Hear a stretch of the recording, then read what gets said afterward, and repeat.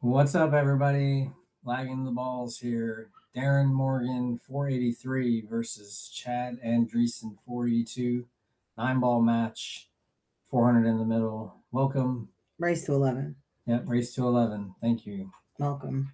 This is Shawn Lewis speaking, and we got Vic Carrero here. What's up?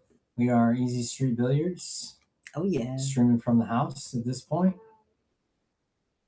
Shout out to the sponsors real quick. Tibbitts at Fernhill, best brunch spot in Tacoma. Brunswick Billiards, thank you for the cloth. Thank you for providing excellent pool tables and equipment. Ed Hobbs, Northwest Tap, thank you so much. Clean Slate Pool Tables, all your pool table services needs. Dom and Tony, they're the best. Tony, we're about to get some jiu-jitsu action going tomorrow. All right. At the Puyallup Fairgrounds are nearby. Oh, yeah. Early in the day, we'll be there trying to choke some fools out. Maybe an armbar here and there. Who knows? Kevin Wicks. What's up, Kevin? Kevin, we knew you'd be on, bro. How you doing? He's like, I can't miss this one. I know, right? We still need the story. But not on here. We could talk about it later. Dang, he's got a little cluster there up at the bottom here. Yeah, kind of a glancing blow on that break. And that's how things get weird in this game. But I think, I don't know. It seemed like they were warming up and Chad seemed a little bit more of the comfortable of the two. Chad has been here before. Darren is just coming back to the game after 30-year layoff, basically. So, and he just played on a stream. I think he played on Greg Jensen's stream, Distinguished Billiards, recently. Yeah, and there's a kind of a Moscone format thing going on. I think that's going to come, if that's already happened or if that's about to happen. I think it's already happened. Okay. So he knows what's going on a little bit. But that was on a bar table, I'm pretty sure, right?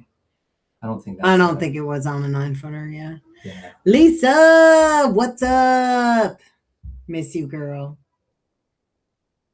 We got, the couch 6. That's Chad's line. I know. Right? But he's in the box. Yep. It's all right. Yeah, so Chad took an Lisa intentional foul. can fill in. Oh yeah. Thanks, Kevin. Appreciate you, man. I trained on Monday this week, and I had some residual back pain, so I have not trained. So I'm just going to go in there and try to make it quick, if you know what I'm saying. Fortunately, it's only 2 matches. So, and then the other dude is 40 plus also. So my hope is that I just stay safe and see what happens. I sort of got thrown into the fire with Dom asked me to do the match. So, anyways, I'm getting back in there. Bruce looks like he's getting better, Lisa. I checked out his toe today. It looks like it's getting better, but just got to keep an eye on it. Make sure that the meds are doing their thing. Yeah, we are talking about the dog, in case anybody doesn't know who Bruce is. Right, he is watching the stream. Bruce Wayne, my little baby. All right. Well, we've had a couple back and forths already. We got a Polston pot already. Chad just pocket scratched. Oh, yeah. Wait, Cha-ching. I'm getting there. For all you that don't know what the cash register sound means, we're just sort of as a fun thing to do. And, just a celebration of our friend Rob Polston, who I hope will be. He'll be in here. Saying hi. We're keeping track of all the pocket scratches from each player. There's no penalty. It's just for fun, something to do. We are working towards a format that involves some sort of actual consequence for pocket scratches. And, but yeah, not yet. Exactly. Success through excessive violence. I'm just hoping for just enough violence. Ooh, all right. So I think early 9s have called are valid. So call 9. Darren's got the first rack. 1-0. Mm-hmm. Yeah, it was like his second attempt on a combo 9, right? Yep. So we've got, we got to put the poll up. Oh, yeah. I was about to do that. Interesting thing about this match is that they have declared no jumping allowed. Yep. So there will not be any jumps if that's what you were tuning in for. Yeah, so that's going to make it a little bit more of a moving game, I think, because you're going to be forced to kick, and then you won't be able to be as aggressive as a result. All right, poll's live for anybody who wants to vote on that. Pop. Oh, snap! Break. Otherwise, a good break. You got kissed into that scratch. That was unfortunate.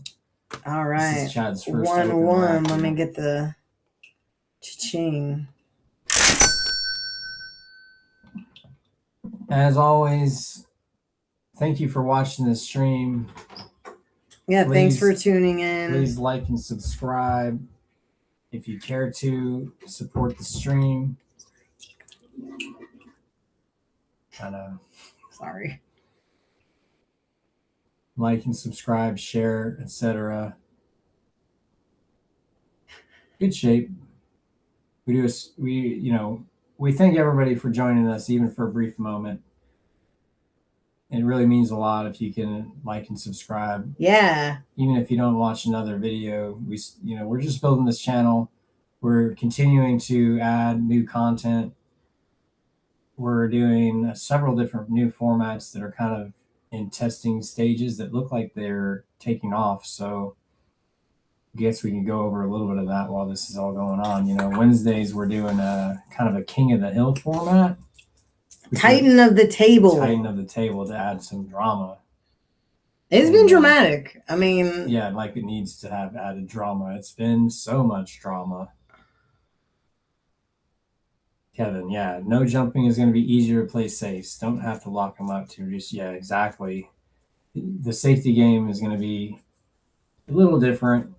You're going to, and I don't know that I'm particularly a fan of jumping or not. I've gotten better enough at it to where it's not necessarily a liability, although I wouldn't say it's necessarily a strength of mine quite yet.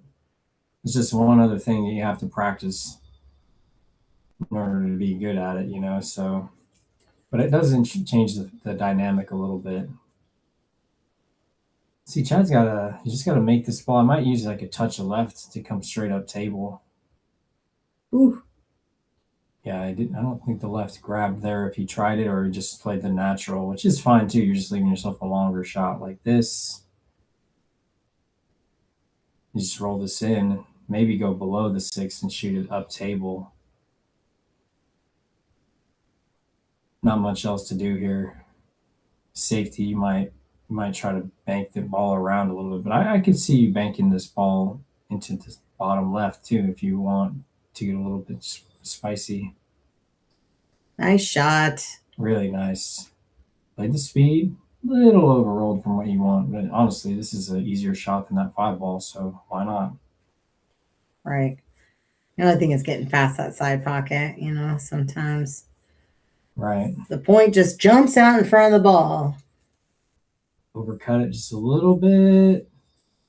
He's left there and fairly thin, but this is makeable. I've never seen DERON play, and like I said, he's just coming back to the game. He didn't seem like he was super comfortable with the ball pocketing, and then Chad seemed more comfortable. We'll see how that carries on. I think that some people are just more gamers than they just don't pay attention as much when they're practicing. They're starting to kind of like get their arm loose, and they're not so focused on making the ball. And then once you flip the coin or lag the balls, all of a sudden it changes things and you get in there. So we'll see how that goes. Ooh. Rattle. I feel like this is pretty routine. Yeah. A little bit of rail first action maybe, or just 3 rails. There you go. Yeah. Yep, this is good position. Just go to the right side rail and back out, or you can just roll it and then leave your cue ball kind of to shoot the 9 in the top left. Yep, there you go. Looking to go 2-0 here. 2-0 it is. All right. Looked pretty comfortable on those balls. But, you know, if you leave a nice starter with 3 ball out, you know, you leave too many of those, then the other guy will look like a champion all of a sudden. Right. Yeah, and to Shawn's point about the upcoming new formats that we also got a couple one-on-one matches lined up. I know that this coming Monday, the 20th, we've got James Fox versus Al Salceda. And they're going to do, I believe they're doing race to 9 ball.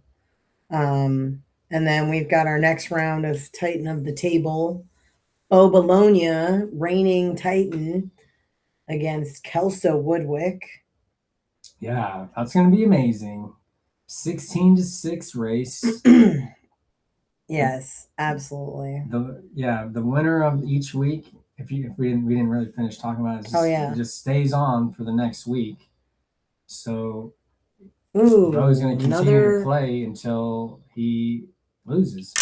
Another pulse and pot. Darren has scratched and left Chad a super juicy 3-9 combo. Oh man, he made the 1 and the 2. Nice. So early combos on the 9 count. So this is looking pretty like Chad's just going to get one back right away. Yep.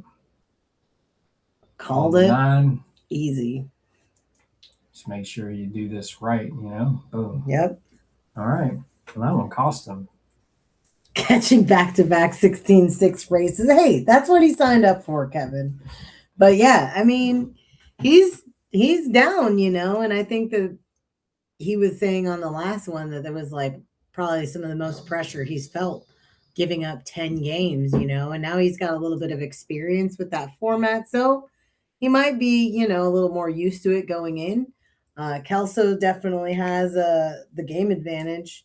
And we'll see how it goes down. Yeah, it's super interesting how the dynamic is completely different than an even race. And I'm fascinated by it, as I am with a lot of pool different things. When you start seeing a new format, you're like, okay, how does this change how we need to think about what's going on so that we can understand how to maximize either situation of being the better player giving up this big spot, or being the lower rated player that's trying to accept the weight, and then understand that we don't have to win as many games, but we're not going to be able to just win so easily like we can against an equal skilled player to our own skill.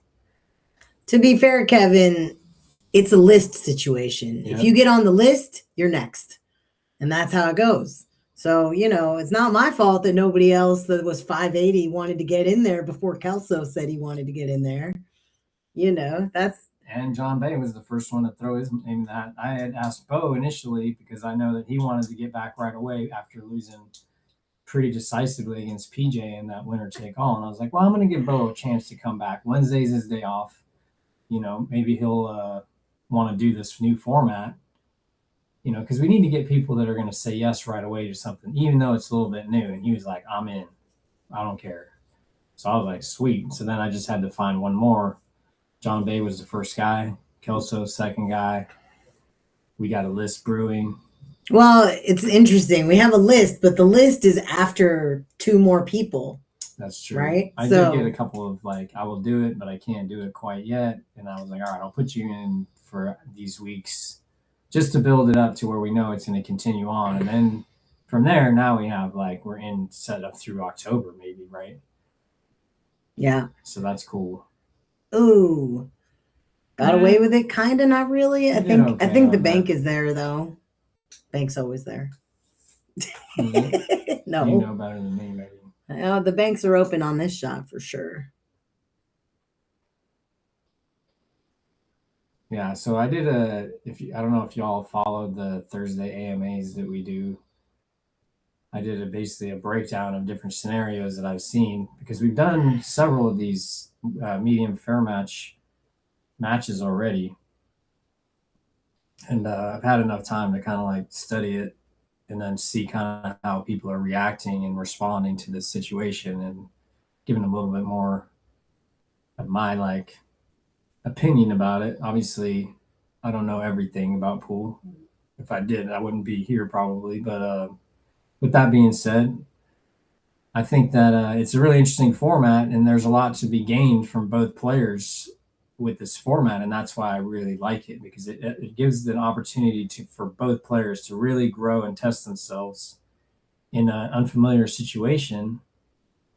And that's, I think, really the best thing about it is that anybody can get in there, and that it doesn't have to be that you have to find an even game necessarily with the skill level. There could be a skill discrepancy, and then you just maximize, the opportunity just like you would. Dang, nice rail first combo. Dang, it's like combo 9, combo 9, combo 9. This is 9 ball. Right. 3-1? Or is it 4-1? It's 3-1. 3-1, okay. Yeah. Oh, Chad must have marked the score for him. Yeah. Yeah, that's been quick. They must have to get home for dinner. Well, take it when you can get it, right? We got DERON on the pole at an advantage. 75%. DERON. All right. How many responses do we have? Yeah, what else? I love that. 4 votes. That's a nice handle. Thanks for joining us. Yeah, what else? Oh yeah, nice. Welcome to the stream. Welcome to the chat.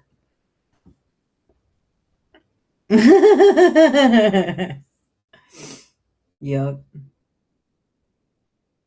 All right. Let's see. What do we got? Ooh, narrowly avoided the scratch twice, actually. Yeah, Chad narrowly avoided the scratch on the last one.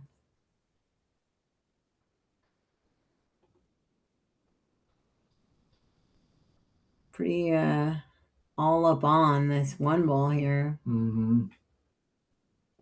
Yeah, I wonder if he can thin off of the side of the 1 and come down towards the 9 a little bit without selling out that side pocket. But the 3 is there.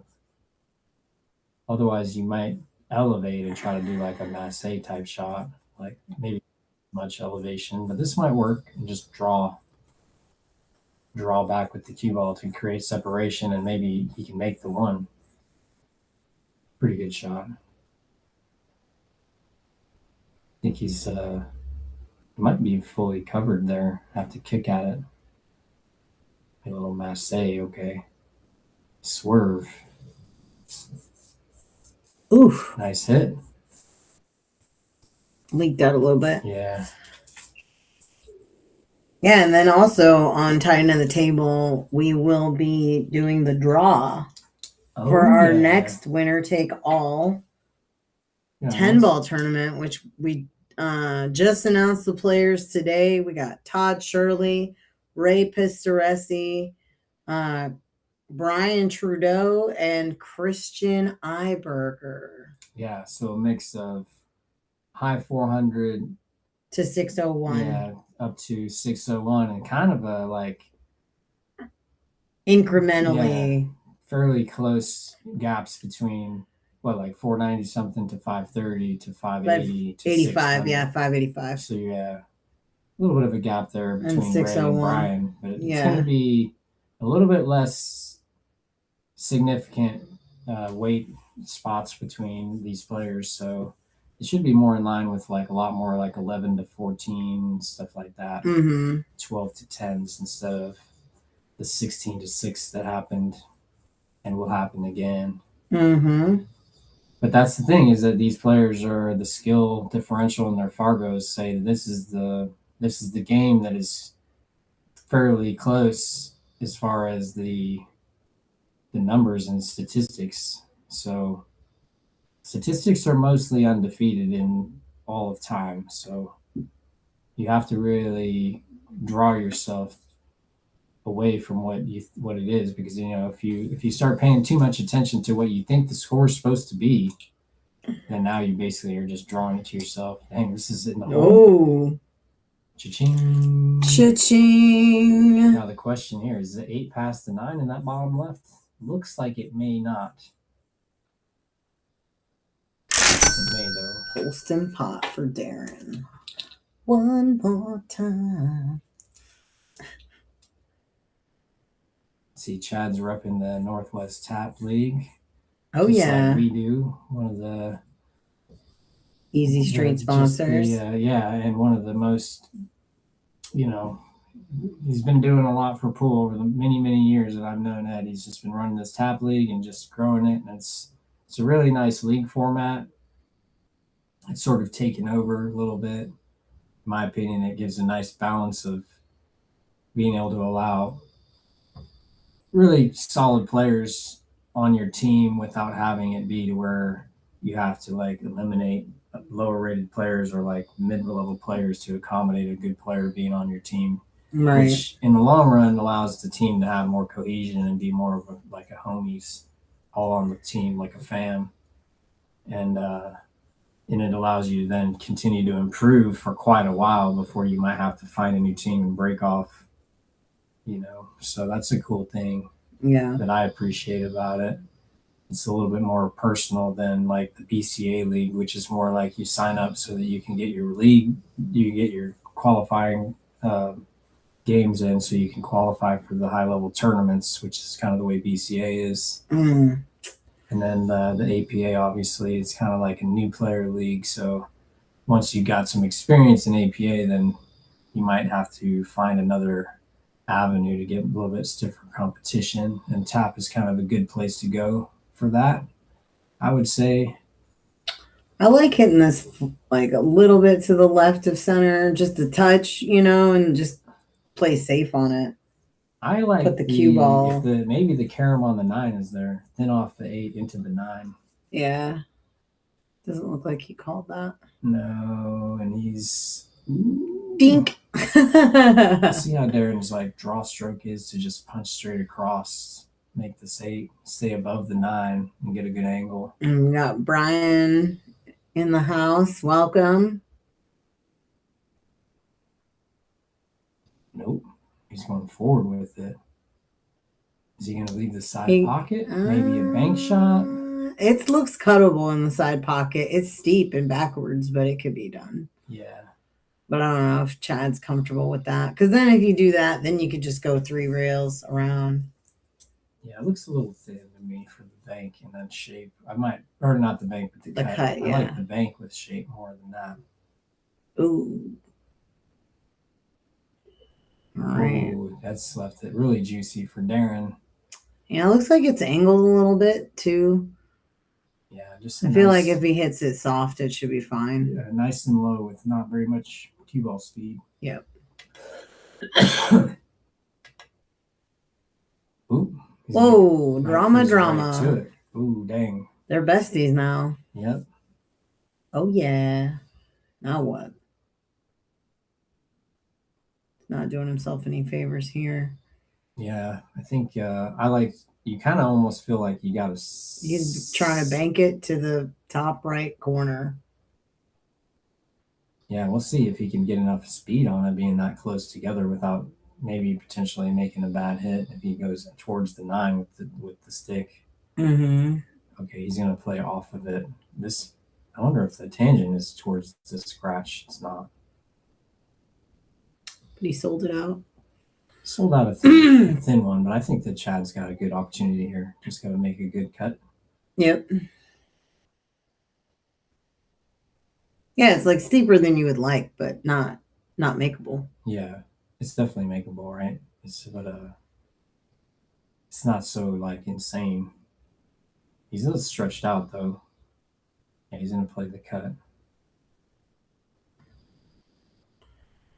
Just make the ball.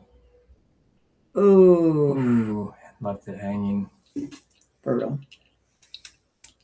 All right. Well, looks like DERON's gonna go up 4-1 here potentially, unless something really interesting happens. Polston pot action. I don't think so though. Nope. 4-1. 4-1. Yeah, and then we got some other matches lined up. Oh yeah, we got it's continuing on. Yeah, the Thursday the 23rd, we got Patrick Nix in the house. Oh, a little one Paquito. Yeah. Oh, yeah. Got Bill Kentucky Myers is going to be playing against Mr. Nix.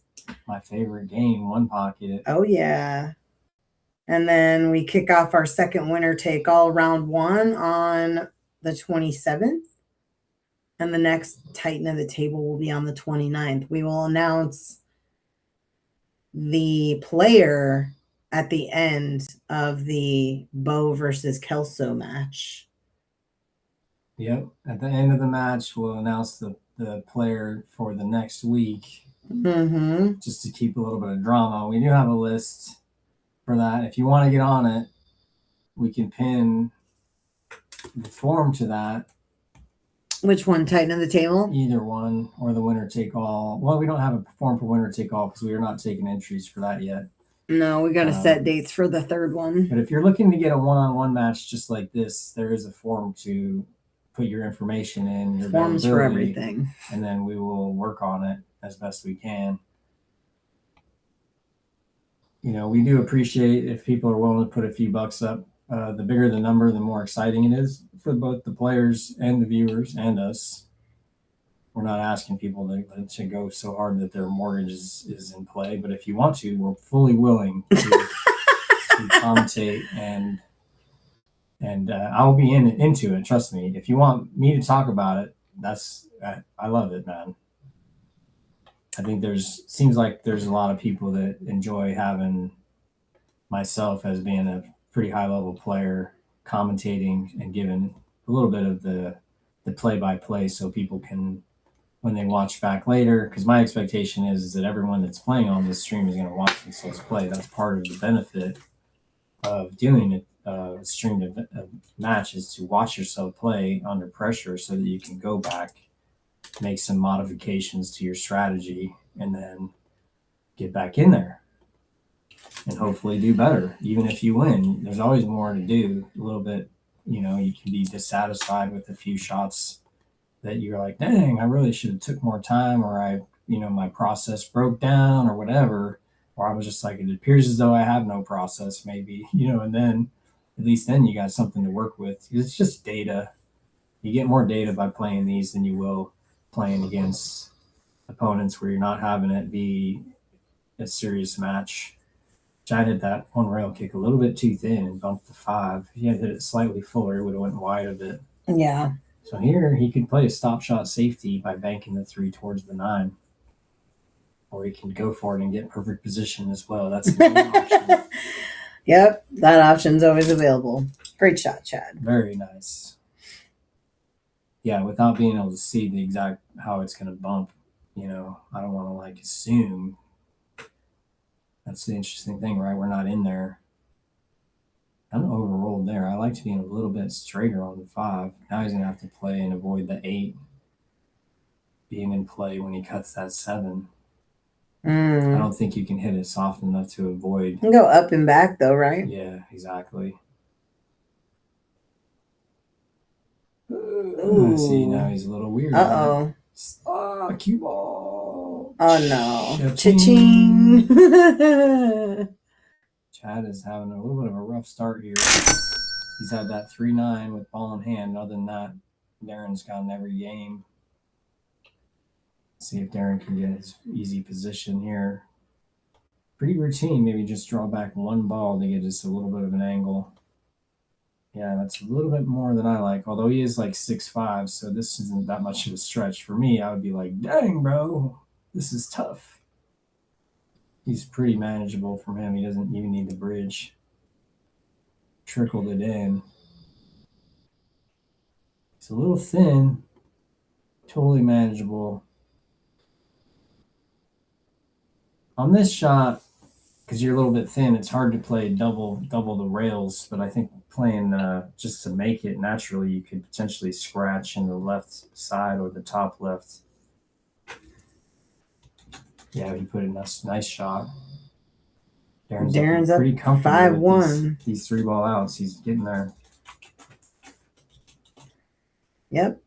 Shout out to the sponsors: Tibbitts at Fernhill, best brunch in Tacoma, Brunswick Billiards, 180 years in the business. Thank you so much for the cloth. Northwest Tap, Ed Hobbs, thank you so much for your support. Slate Pool Tables, Dom and Tony got you covered. Whatever you need with your pool table services, give them a call. Thank you for those guys. Well, and they also serve a wide area, right? Like they'll pretty 100%. Much go all over Washington and sometimes Oregon. Oh yeah, they have a calculator. You can get on there, and it's they'll drive wherever. You just have to pay the mileage. So it's one of those things where there's not necessarily as quality of pool table services in different areas. So there's a lot of people that are, they're just paying to get the better, like high level guys. Just like pool, there's high level mechanics and there's average mechanics, and you got to go with who you trust. They warranty all their work, so if there's any sort of dissatisfaction, then they'll come back and do it again. So with that being said, they will go pretty much anywhere. I know that they've gone east of the mountains many times in the last year, and they'll continue to do that.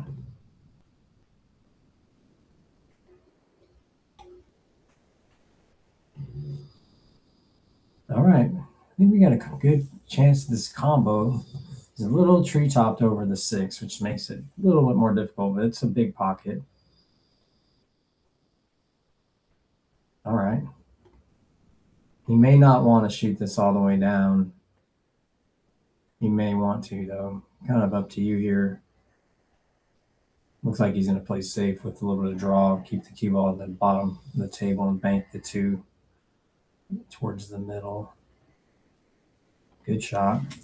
I think Darren's got a long one, but he can kick at it or maybe hit the edge of the 2. I'd like to see Chad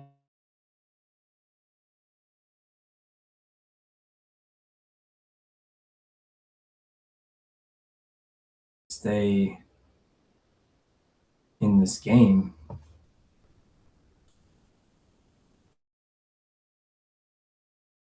we don't have as much powerful of internet because we're sharing the network. I'm going to restart this just in case. Can you guys still hear us actually? Because we lost internet for a split second. Yeah, audio check. Let us know. Yeah, this is one of the reasons why we're reluctant to run streams on the weekends or on Fridays, because of the internet capacity here is not as strong. Ooh. Awesome. Thank you so much. All right. Let's see. Got this. Ooh, nice. Wait for it. Boom. Got it.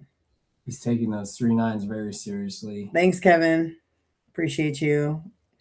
Yeah, it's like, and it seems like it's always been the 3. It's like 3 9, 3 9, 3 9. 3 9's the 3 is the danger ball. If it's still on the table, might be a combo in the future. All right, looks like they're taking a quick player break. We will be back soon. Thank you so much for tuning in.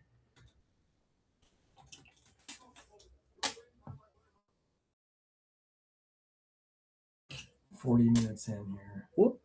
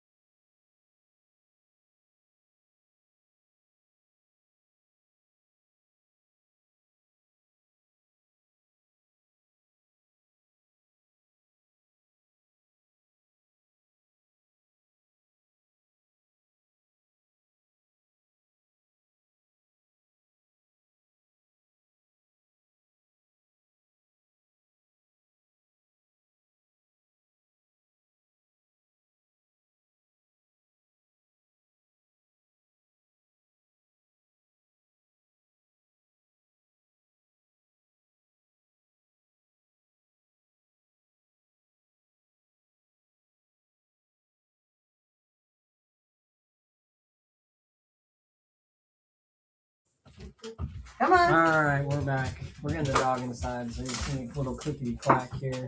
5-2, Darren Morgan versus Chad Andreessen. Race to 11. Appreciate your patience on the break there. Oh, yeah. We get a little bit more like they both, I think, taking a little break, which I think is fine. Feeling the heat. It's been an interesting set so far. A lot of early combos. Yeah. This is 9-ball. That's what you got. You sign up for that, and on a 9-footer, you might not be thinking running all the balls out, especially when you get a fairly reasonable combination opportunity. You can sit there if you want. He's gonna want some more love, and I'm gonna give it to him. All right, we If got. you want to take the cone off him, it's fine because he won't. We're just making sure he doesn't lick his paw. Okay. So, and then we'll just put it back on later Yeah. if you want. All right, we're going back live here, Tom. Okay. All righty. Let's see what Chad's breaks got going here. A little bit of high ball. Oh, here, I'll grab that.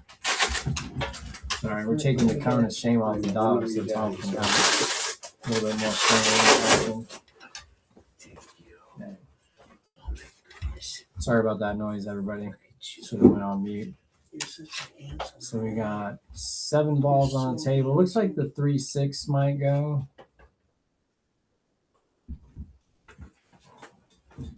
And we'll see. I think he's going to have to play a safety here on the 1. Not sure what his plan is. I like playing thin off the 1, off the right side of the ball. Playing the cue ball over back towards the 2. But he's just going to roll out here. A little risky. Yeah, I feel like the angle there is makeable for sure. 3 and the 9 are nowhere near each other, so that's interesting. No 3-9 combo this rack so far. Right. We'll see. Maybe See it'll how break out and line up. Who knows? I don't know how easy the 3-6 is. It looks like it goes pretty easily, but you might have to make a little bit of action with combo, like a little bit off, not quite straight in. Yeah, it looks like the 3 is a little bit closer to the rail than the 6 is, so I think you'd have to come out with the 3. Whoa, cha-ching! A little pulse and pop. All right. And the question is, do you go for the 2-9? Maybe. He's definitely eyeballing it, which I think is a smart move. Even if you don't go for it, you should always look at your opportunities before you make a decision. Because you're talking about 6 balls on the table, you make 1 good shot, or is your percentage to make that lower than running all the balls out? I would say that this combo might be a high percentage, especially because that combo is there and who knows exactly how that's set up. He's going for it. Yep. Whew. Ooh. Made the 2, though. Popped it in. Let's go. It's 9-ball, folks. Yeah. Yeah, now I think you got to play. I feel like if you Safety want to make here. the 6, you can go rail first behind, sort of kind of behind the 3 to kick it out this way. I don't know if you can get behind it like that without using tons of spin. Yeah, it would Yeah, need I like don't know. tons of lift. I don't know that he can get the speed on it to make anything happen. He's going to roll up, All right. just bump it, let Darren deal with it. Right. But this is just a standard bank in the side. It gives you pretty straight in position for the 5. So I think he's just going to bank this ball and then play cue ball kind of right where the 6 is at, like just stop shot. Then he'll have a shot on the 5 and potentially can run out. He's going to play safe. Oh, man, it was thinner than I thought. What a shot. Nice. It's hard to see the angle. I was thinking it was more full hit than that. Oh, That yeah. was a great bank. Mm-hmm. Same thing, you can go back and forth or bank it. Yeah, I think he's going to go to the top left. Cut. What a shot. Another one. Aaron's catching a little bit of gear here with the speed. Making some good shots so far. Yeah. This is the key shot here. If you under roll this, you're going to be hooked behind the 9. Oh, he's gonna draw on it. Okay. Could scratch. Nope. Barely. Yeah.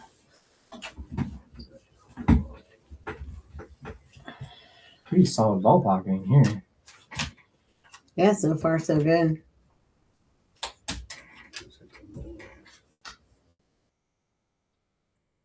Darren's got 57% of the vote now. I think up from, I think it was like 50-50. Not Ooh, but it did not leave it very easy for Chad either. Yeah, Chad's gonna have to play safe. I don't think the bank goes past the 9 in the top right. No, I don't think so either. I like hitting the 8 as thin as I can and just using the 9 as a blocker myself. Yeah. Just all you gotta do is get back to the side pocket with the cue ball for that shot, and you're not really gonna sell out. This is pretty good, but you're giving him either the bank or the cut. Yeah. He's already proven that he can bank, so there's that. Yeah, Darren's made some good shots so far.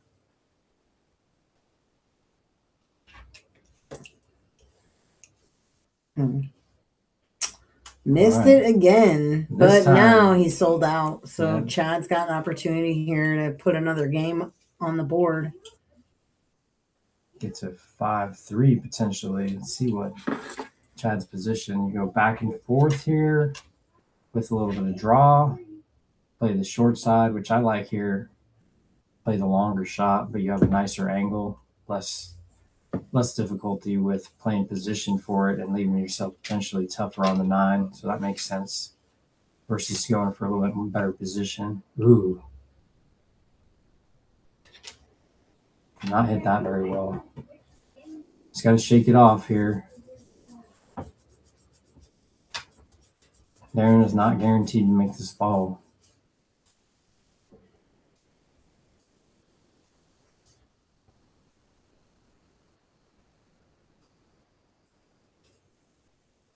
Made it. Just hit the perfect amount of speed on it to allow it to hit that side rail and still go in. I know it looks like it's buckets, but it's actually 4 3/8 pockets. It's just with the slidier cloth, when you use a little bit of slower speed, it really does make the pocket play a little bit bigger. And if you hit any kind of velocity with that shot, you will not make it. And if you were to go back and watch PJ playing against Clay Bubble, where he shot a shot similarly, but he used a lot of speed, and it looked like it wasn't even close. But he just hit it too hard, and it rattled and bounced out. So pocket speed is very important on these Brunswicks. Yeah, for sure. 6-2. See how Chad bounces back from that. Mm-hmm. He's had several opportunities that he's just kind of let go, and you can't just keep doing that forever. Indeed not. Okay, the 4-8 is tied up here, so I'm not sure what Darren's plan is going to be. Maybe pocket this 2 and hope to get a shot on the 3 and then play safe on the 4. I don't know how easily he can break the 4 out. Right. Especially right now because he's on the rail. Right, exactly. Appreciate everybody that's joined us. Yeah, thanks for tuning in. Please like and subscribe if you haven't already. Yeah, if you're trying to get involved with the stream, communicate to us on the ESB stream group. Get into the group. Get onto the forums that we have posted there, and you can get your information in there, and we'll find you a matchup. We have many players on the list that we're trying to work through. And the more opponents we have for those players, the easier it is to set them up. So, get in there with your dollar amount, your availability, the game you prefer to play, and if there's someone that matches up with you with your requirements, it'll be very easy for us to set you up with a match. So Yeah, really what we're running out of is available dates. Yeah, as we fill up, we've added a third stream day to the week, so that's going to help. Then we've changed the format to be a little bit more. If you sign up to play the format, then you're on the list, and now you can just wait your turn, and it'll happen. Versus having to find an actual player to play exactly the game you want to play, which is actually turns out way more difficult than you might think. So many people want it exactly a certain way, and it's just hard to accommodate people with these certain requirements, even though we'd love to. Yeah, I just feel like it's just easier to just say yes when you get the opportunity presented to you. Because it shouldn't matter, honestly, if you're really trying to get out there and do better and get better. I think you should be able to play anybody, especially with the fair match. Yeah, the fair match is opening the door to like being able to just get in there if you want to play the night of the week, and then you're okay playing in a handicap format. Then it should work out for you. And I think that most players that are here to like get a little bit of action and have it be a fair game are perfectly willing to do it. It's like even though Darren's up 6-2 here, seems to be playing well. There's been mistakes on both sides. None of these games have been one-inning games. No one's running the balls so well that you feel like it's out of line, in my opinion. Even a lopsided score doesn't tell the whole story, And if Darren continues to let Chad have opportunities, and Chad, maybe he's going to get a little bit lucky here. Yeah. He's got a shot. Uh-oh. Slopped in the 5, and now he has an opportunity to just make this ball, or you can play safe, This is 9-ball. Right. It's kind of a streakier game. Set up to be a streakier game. Ooh, did he get the speed right? Maybe. Yeah, no jump cues here, so. No jumping. I think it doesn't matter what kind of cue you use. Dang, no jumping at all. I don't know that I'd be willing to jump anyways. I can jump with my break cue because it has the phenolic tip, but yeah, I won't do it unless it's like easy. Cha-ching! Oh yeah, Polston pot. Ooh, he didn't leave the 4-9, but it was almost lined up. All right, Chad's got a 5-ball out here with ball in hand. Just got to get a nice angle on the 6, really, and then everything's pretty open. 6 to the 7 can be tough, but then the 8 to the 9 is like pretty wide open. Mm-hmm. And I don't know if you want to be straight on this ball. Yeah, because then that leaves like the long cut. Maybe he's got enough of an angle to come off the left rail and back out to the side. Not sure. Yeah. Because it doesn't look super, like, totally straight in, but probably straighter than he wanted. Right, yeah. He's going to have to do a little bit more work here because he hasn't left himself an angle. Mm-hmm. Whoa. Punched it, and looks like he might have... He's on a super long cut down there. Yeah, now he's got a really long cut. I know that's not how he drew it up from ball in hand. What's up, William? How are you? What's up, Will? Welcome to the chat. What a shot. Get past it. Super nice. There you go. Yeah, Chad, let's go. How's the car tire, Will? Got that handled? Got everything good? That was an unfortunate situation. It's been a minute since I had a flat tire. I ended up getting rid of the car because the tires were like a little bit too low profile. It kept having leaks and whatnot. Ooh. Yeah. I tried to create an angle a little bit on that. Just missed the 8. Yep. Darren's got another prime opportunity. See how he does here. Oh, he's going to be a little funny. Yeah, he overdrew it. Looks like a bank. Thin cut or a bank shot. Yeah, very thin cut. Or the bank. Yeah, and looks like he's doing the bank to the bottom right corner.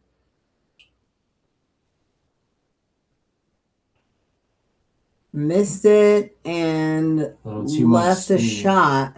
Yeah, it's a smart shot if you play just a little bit less pace, because then the 9 would be the bottom rail near the center of the table. Mm-hmm. So other than just overhitting it slightly, that was actually a good choice versus hitting the thin cut and maybe you just sell out all day. All right, Chad's got All one right, back. Chad's got it back. Let's go. Yeah, we got William Castillo is going to be playing on the 30th against Jason Wagner. Oh yeah. Yep. You get Will on the 300 in the middle. Oh yeah. He's been asking to get on it, and he did the form, and we got him a match, and it's going to happen. That's how easy it is, folks. All you got to do is have a few dollars in your pocket you're willing to put on the table. Yep. Shout out to the sponsors, Brunswick Billiards, 180 years in the business. Northwest Tap. Thanks, Ed Hobbs, for all your support and all that you do for Pacific Northwest Pool. Clean Slate Pool Tables. Dom and Tony will get you settled with any and all of your pool table needs. And Tibbitts at Fernhill, best brunch in Tacoma. Get that lobster bomb. Oh, yeah, the lobster bomb. Just call, make a reservation. It is reservations only, so it's make a reservation. A really nice format. You know, you won't have to wait long because you'll know what time you're going to be in there. You just show up when your reservation time is. You get in there, you get your meal, you eat, and go. And it's not like you can be overly full. You know, some places you get super busy. You might wait an hour to get in. This will not happen here. You just call. Maybe he can fit you in if you call the day of, depending on if there's openings. But it'll be easy. Yeah, it's honestly easier if you do it like the week before, a couple days before, you know. Right. Ooh, all right. He's got a shot on the one. I think the one passes the two in the bottom right. I was talking about the side, honestly. Because I feel if you do like a stop shot to the side, then you can come out to the left rail and then get the eyeballs on the two. Mm-hmm. That's just my thought, though. I almost like a bank shot here on the one into the top right. The two's kind of out there in a nice place to where if you play kind of a stop shot on the cue ball or something like that, actually is pretty good. Where, yep, came out okay here. So yeah. It was a good kind of a two-way where he gave himself a chance to continue to run the balls. You can bank that in the side, though. 100%, but you also left your opponent a difficult shot that's easily missable. True versus that. Like slow rolling a ball and then having it just be laying up in front of the hole. Yeah, for sure.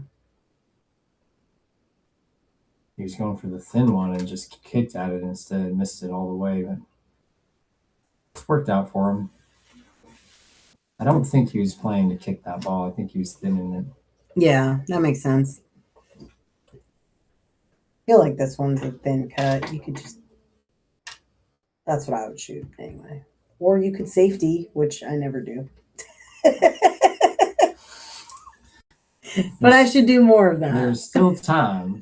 You just have to learn the shots a little bit. You know, so much of it is seeing the shot that's there, and more of it begins, I think, with just observing that it's possible to play safe in certain situations. Well, I also attribute a little bit to like the East Coast versus West Coast pool style, you know, like at least where I'm from, the pool hall that I played a lot at growing up, you know, you go for everything all the time. There's no playing safe. I think that was just the early 2000s, the way that everyone played. I grew up that way too.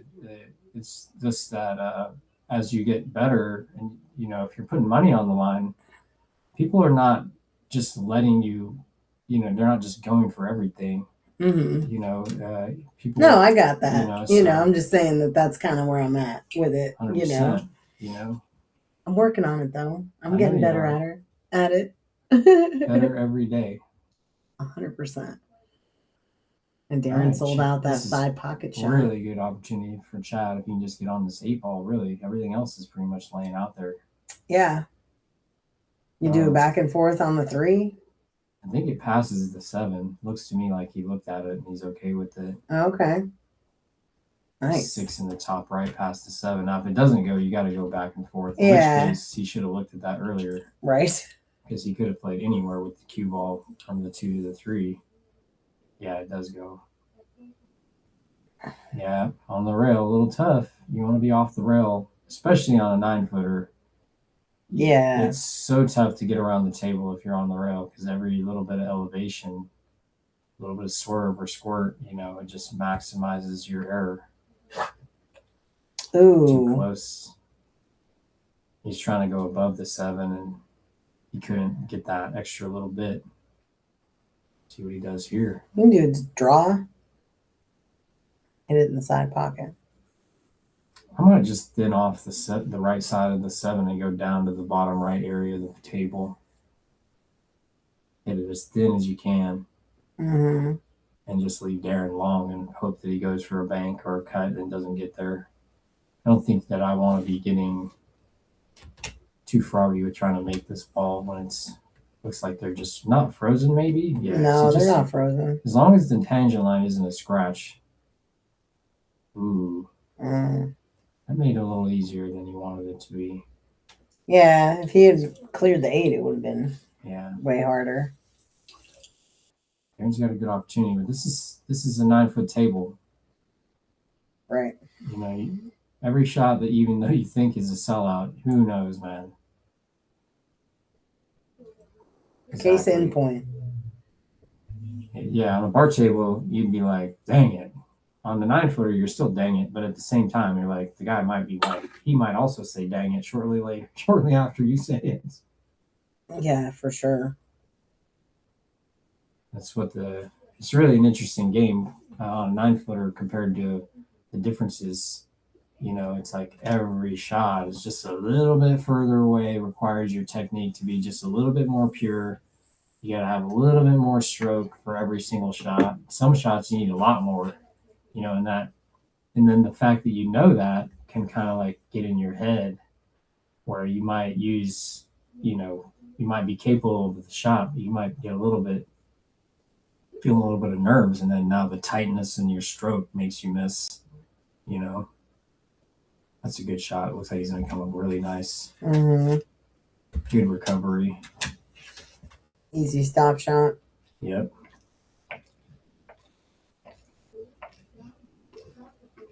Nice shot. Looking to go 7-3 here. Oh, that's the wrong count, sorry. No, sorry.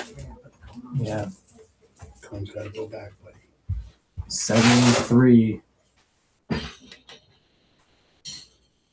Yeah, you just won't leave it alone, bro. I really hate leaving him to come, but man, the guy will lick his whole body all day long if you let him. Airball City, man.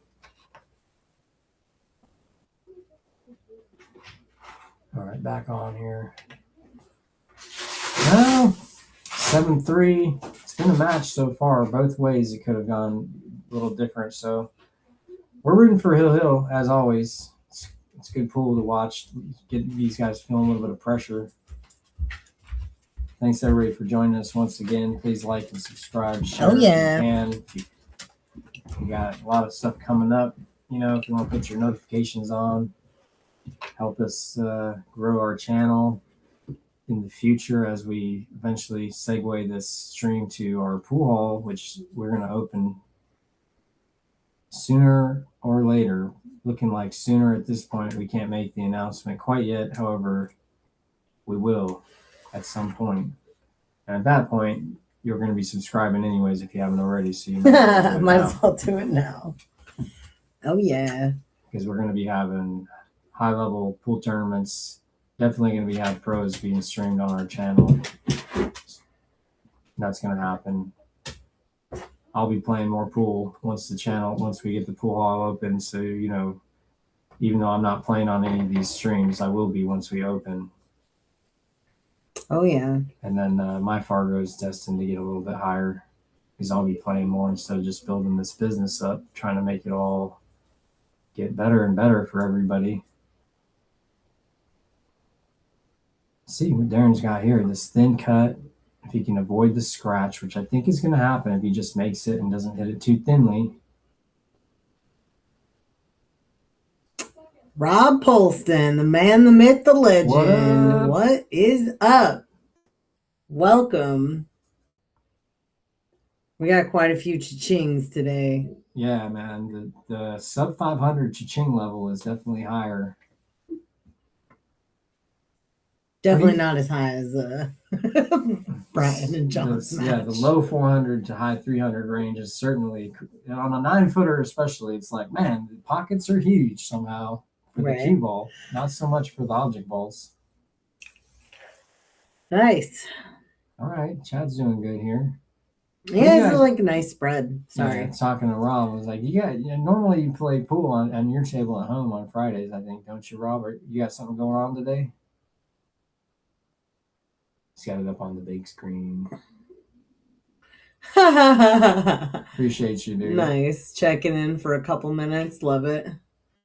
Love it. Love it. Thanks for the support, Rob. We appreciate you as always. Yeah, the chat's been a little quiet. It's been mostly just Kevin and Will a little bit. A couple folks here and there. Yeah.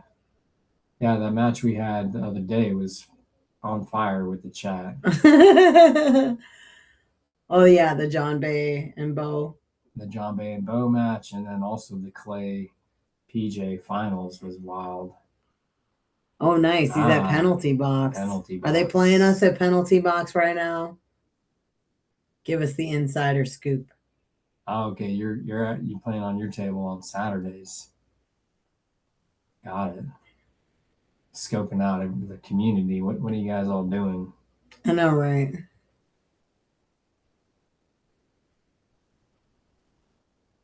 One of these days he'll invite us. He already did. Oh, did he? Yeah, Father's Day. No one tells me anything. I was too busy making s'mores. Nice shot. I think this 5 goes pretty easy into the side. Yeah, I wasn't sure, but I know that Chad was playing for it, and now Darren, obviously, he went up table to get at it. So this is looking good. If you can get 6 to the 7, which just requires you to get a good angle. Ooh, overrolled a little bit. Yep. Oops, straight. Now he's going to have to do something. Kevin, don't sell yourself short. At least 10. Very nice. Very nice shot. Good controlled draw stroke. Sliding over. Oh, nice. At the Jits tournament? I'll be there. All good, though. Family first. 100%. All right. These balls in the pocket, you can get a little bit funny here. If he overstrokes it, something weird can happen. Yeah. It's kind of on the wrong side of where you want to be. Nice. Good speed. That's a good shot. Very well played.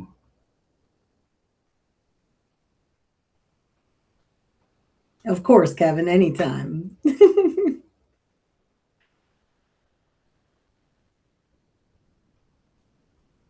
Ooh. Barely. I know, right? 8 to 3. Mm-hmm. Yeah, what was that? That was 3-5. Yeah, it was like a 6-ball run. Dang, this is only an hour and 15 in. 9-ball. I've had 4 early 9s so far. That's like a third of the games. Yeah, I know. All at the 3 or the 2. Yeah, and if Chad shows up here, gets in there, it'll take a little bit more time, but yeah.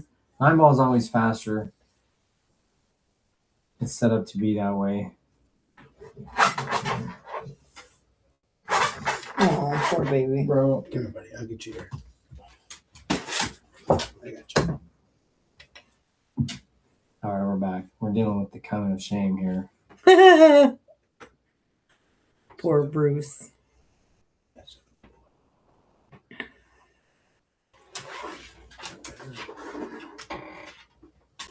All right. Less scratching on the break. It seems like they figured out the break situation. Darren's Made getting the more 4. dialed in on the break here. Yep.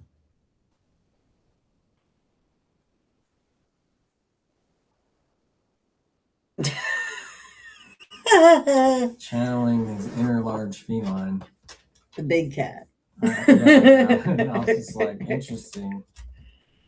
Indeed. Chad knows what to do. He just made it forgotten temporarily.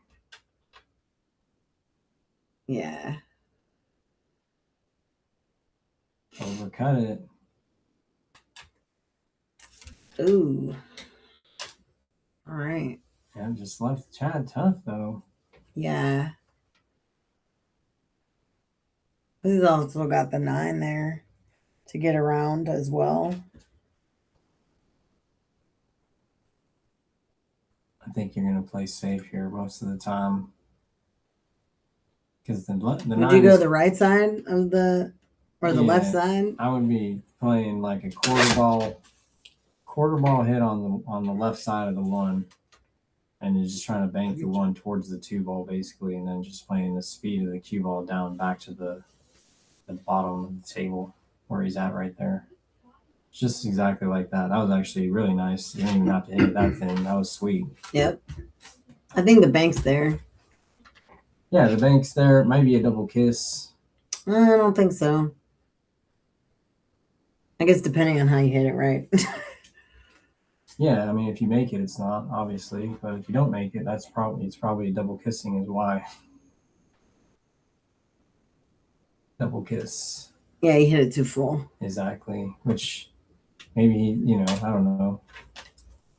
Maybe he's hoping for it and it didn't go. Because if you hit it, if you don't make it, your cue ball's going to go to the right side of the table and maybe get blocked behind the 2 and the 3. The double kiss was basically the worst case scenario. Yeah. Overcut. Yeah, he's leaving it for the side here. Yep. And this is the opportunities that Chad's leaving that he needs to not leave. Get too many of these going, and then it's going to be hard for Darren to feel any pressure at all. I get like no service when camping. Kevin's over here watching us. I love it. Yeah. Well, where's Kevin at? He's camping. I don't know where. Yeah, well, if you're in, there's a lot of places that camping is not far out into the woods. Got it.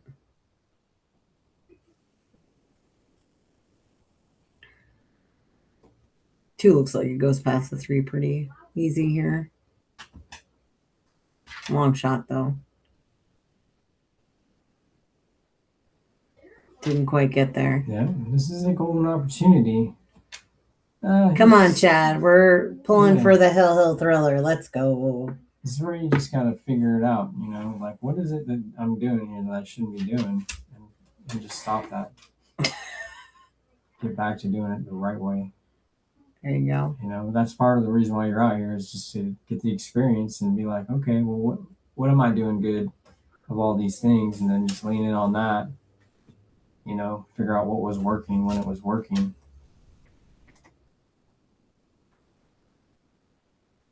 Is that going to bump? Oh, nice. Actually, that's going to work out nice. Now the 6 passes the 9. You can get a good angle on the 6. Now we're basically resetting our run.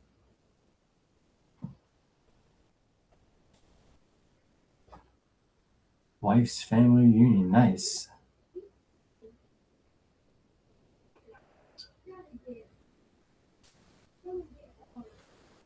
Located in Lewis County. Yeah. Chad tried to use inside spin and go forward, I think, between the 6 and the 7. And didn't happen. What do you think about the 6 here? You think he can pop it out after making the 5? Well, the 6 passes the 9, I think. So if you hit it down the rail, you should be not even in play. Try to get on it. Yeah, I think he made too sure to get shape and just missed the ball there. Yeah. I feel that. Oh yeah, it's very common. One of the things about pool it's funny is that when you start to elevate your game and you're really trying to play good position all the time, is you kind of have to actually change the way you think about the game and don't think about just making the ball or just playing position. You actually have to use a combination of making the ball and then playing position as part of the 2-step process versus just shooting the shot. as like, oh, I got to make this ball, or I got to get on the 6 ball. You got to be like, every shot I got to make it and get on the 6. So it's, you know what I mean, and just have to evolve your thinking a little bit. Trying to masse. Yeah, he's trying to go through the gap, and he's left it. All right, this is Chad's opportunity.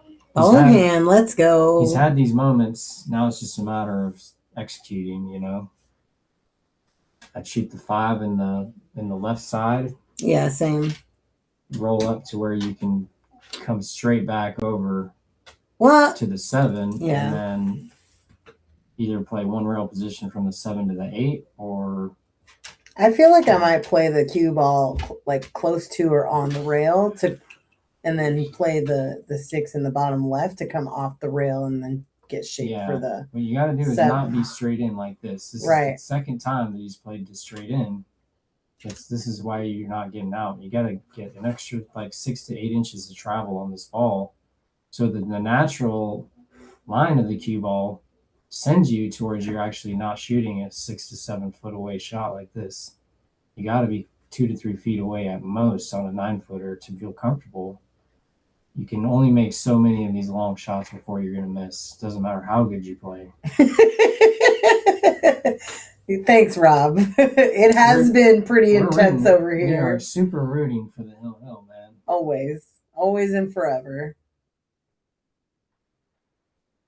I hope when Chad's watching this set back that he realizes that there's just a little bit of it. He's just not playing position for the angle that he needs. He's like making the shot easier by getting straight in, which makes it more makeable. But well, it seems like he's playing short-sighted, right? So like, he'll make the ball with the ball in hand and play to straight in, and so he's got the 2 balls locked up, but then doesn't get the shape that he needs to get on the next ball. Right, and maybe it's just a little bit of nerves. He's just underhitting it.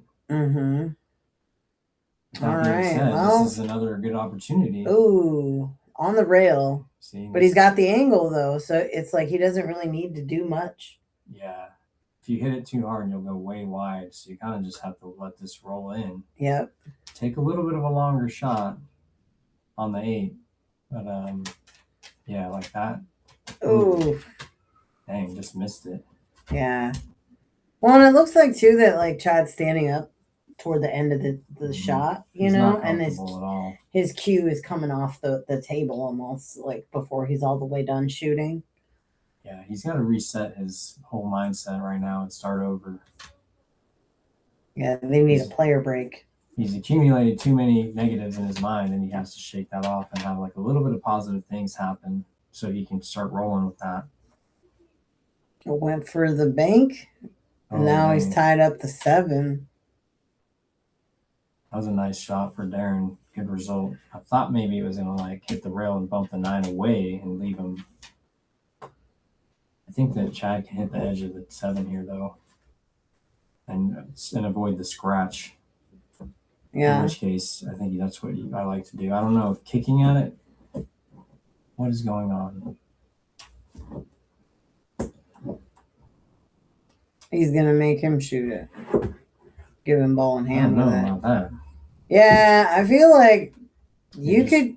Well, okay, you could do now that. You're leaving it to where DERON can just play another safe, and now if DERON gets ball in hand, whoa, Getting in the gap there.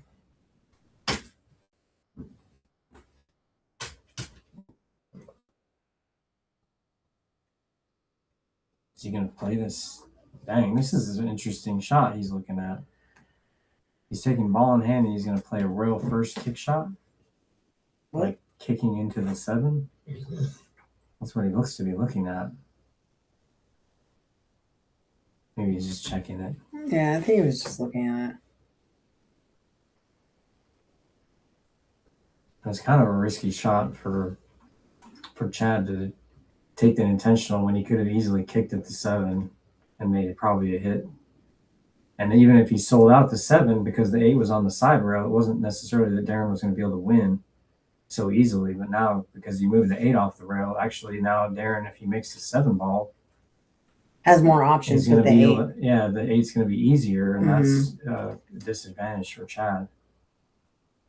We'll see. Maybe he's Maybe he is trying to go in that. Maybe Chad has trapped him here.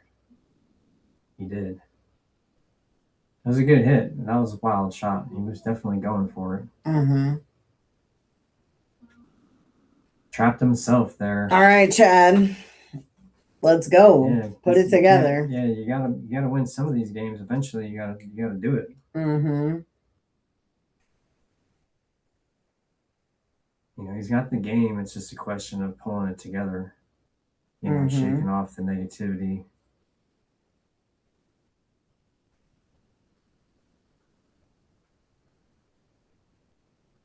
Nice shot. Let's go. I like center ball here. Just side to side it. Goes in any pocket, you know? Yeah, I like just playing with smooth speed and playing the 9 and the bumping. Love that. The speed was good to where he could have played it in the left side if he would have passed it. This is nice, super nice. Easy peasy. There you go. You take that little win and build on it. 8-4. But yeah. Yeah, that was an interesting, I don't even know what you call that situation. That was just like a series of shots where interesting back and forth. Chad could have easily made a good hit there and then took an intentional, and then DERON decided not to play safe when to me it was like an easy safety scenario. Mm-hmm. And he just didn't go for it. I would have just shot the 7 towards the side rail behind the 9 and then just left the cue ball on the 9. And then now with the 8 being exposed, you just assume that Chad's either, if he misses the 7, even if he hits it, that he's going to have an easier ball run than with the 8 was frozen to the rail up table a little bit. Is a bold move, as Kevin said, bold strategy to make the 8 easier. And maybe that caused DERON to want to go for it. But then DERON's got a huge lead right now, so he might be playing that aspect of it as well. Yeah. I think DERON feels really comfortable, and that's why he's just going to go for it. You know, which could backfire on him if Chad actually catches a gear, because I know Chad plays better than he's shown. Yeah, and it's hard getting settled on the 9-footer when you're not used to playing on it. Yeah, exactly. Which is the beauty of the ESB stream, is that it's kind of like a non-standard situation for most of these players. They don't play on 9-footers hardly, and then when you put up a few bucks on it, now you're like, dang, it's way tougher than I thought it was going to be. You know, the table gets huge if you let it. Mm-hmm. This is a really nice chance here if Chad can cut this 1 in and go between the 4 and the 5 on the way back down. Oh, yeah. Totally can run these balls out. Yeah, he made 2 on the break. Mm-hmm. Reasonable shot. I'd be loving this. Oh, yeah. Yep. Ooh. He needed to use English there. He didn't use the left spin that he needed to get to the side rail. Mm-hmm. Make a good shot here. You can still get out. Kick 1 or 2 rails and make it pop out for the 4. Nice hit. Very nice. That's going to be good. Good lead. Good kick shot. Contained it. See what DERON does. I like banking this ball in the top left as an option. Same. There's 4 balls there to be played with, and then there's a huge wall of balls to potentially get behind. Mm-hmm.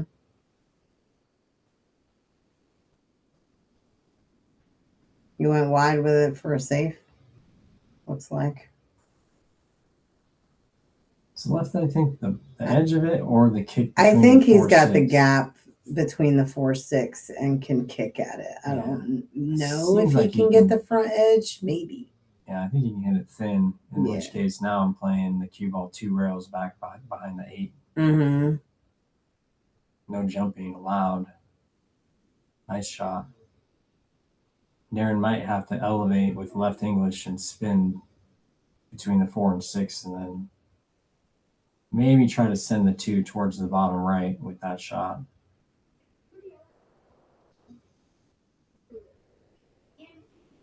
Cha-ching. Cha-ching. Polston pot. Nice safety by Chad, forcing Darren to go for something a little bit risky.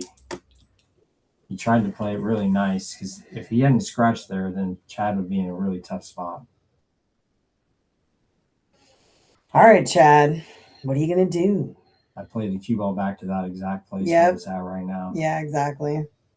Yep. And that's a good spot to start from. A little closer.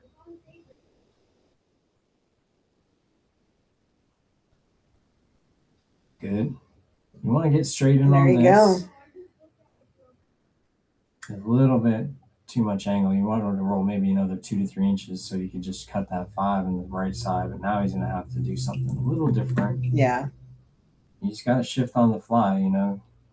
You don't want to stick with your original pattern. If it changes, it changes. Nice. Very nice.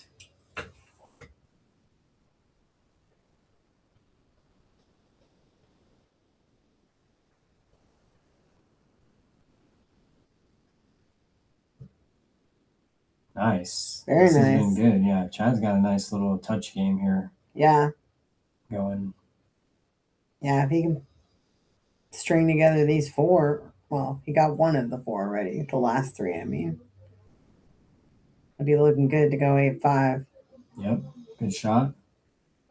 Just got to make sure you hit this one right. And Yeah. you got super nice on the 9. Yeah, like roll it up. Mm-hmm. You just don't want to baby it so much that you end up short and then you have a cut. You can get straight in on this ball by just playing with just a little bit of speed, enough to make it and let it roll. Mm-hmm. As such, very nice. That's Very what you're looking nice. for. Let's go, Chad.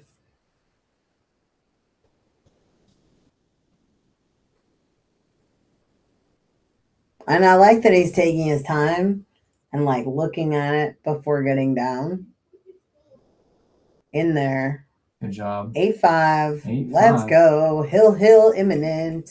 We're drawing. We're gonna draw that We future just to get us. this lead back to a manageable level. Yeah. 3 games is good, I think. I think maybe Chad had a plan to take a break every so often. I'm not sure how that goes. He's counting the games.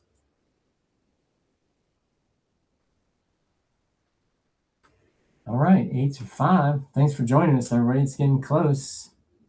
Yeah. Please like and subscribe. Please, please, please. Thanks for tuning in. Tell your friends. Share the stream.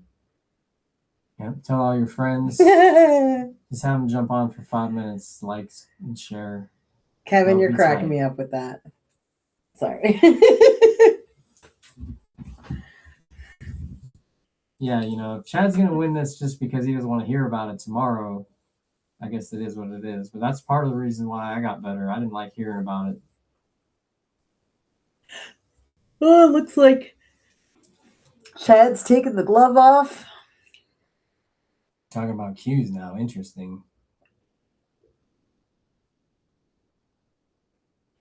Interesting, yeah. Like, what is going on? It was a serious set, but now they're friends. Looks like they're going to take a Yeah, it break. looks like they're taking a player break. Darren's got a cigarette in hand. Yeah. He's ready to roll outside. All right, so we are going to be back in just a few moments. Yep, Kevin, it's a true motivation. Oh, yeah. All right, guys. We'll be right back. Thanks for break. tuning in. Oop, whoops. My bad. They don't let you edit these comments, Can I delete it? It's fine. My bad. I mean, It's gross. You're awesome, dog.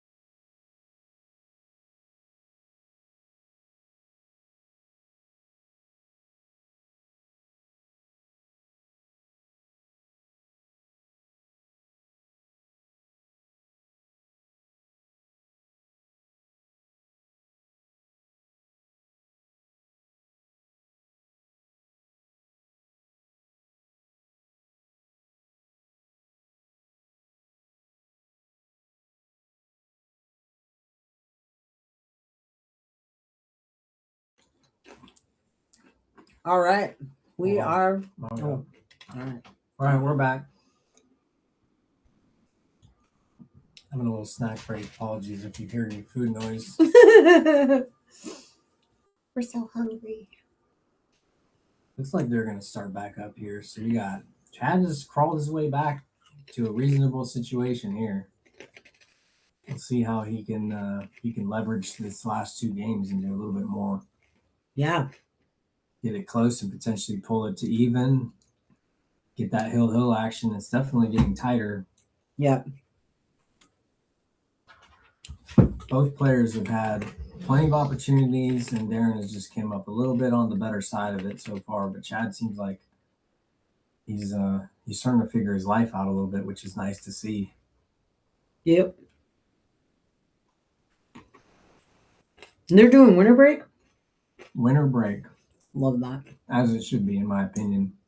I like alternate break for tournament play, but I think for challenge matches, the winter break is just a better format. It allows you to kind of like capitalize on your wins and try to Gain momentum. Yeah, exactly. And I think it's better. It's better like for your. I don't know. You get a little bit of a reward for winning by getting a break next, and then potentially put a, get a break and run going or something like that. And put a 2-pack on a guy potentially. Yeah. If they leave you an easy combo in an early rack, and then maybe you get the benefit of another one, and now you get kind of a little bit rewarded more versus just winning, and then it's their break, and then maybe it's an old school mentality. I think there should be some reward for winning other than just getting the game. Left Aaron a bank shot here. Yep. It's going to be interesting if he doesn't play safe and just goes for it, how he's going to get on this 2-ball.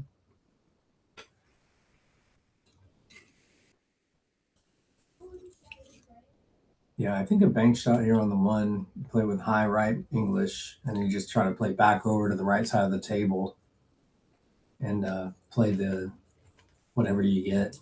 You get what you get. Yeah, in that case, that situation, if you would have made it, then you'd probably just be playing safe, which I think would have been fine.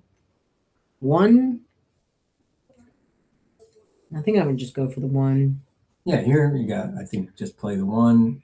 Yeah, because then it's like pretty easy 2-3. Yeah, and then you 3 of the draw 4 over. Might be tricky. He's kind of concerned with scratching, so he just kind of like hit Babied it full. That's fine. He's forcing DERON to do something here too. Like they're waiting for a little bit of a better opportunity. I think DERON's gonna play the 1 ball back to the bottom left and then play the cue ball up table maybe. Okay, he just went for it. All right.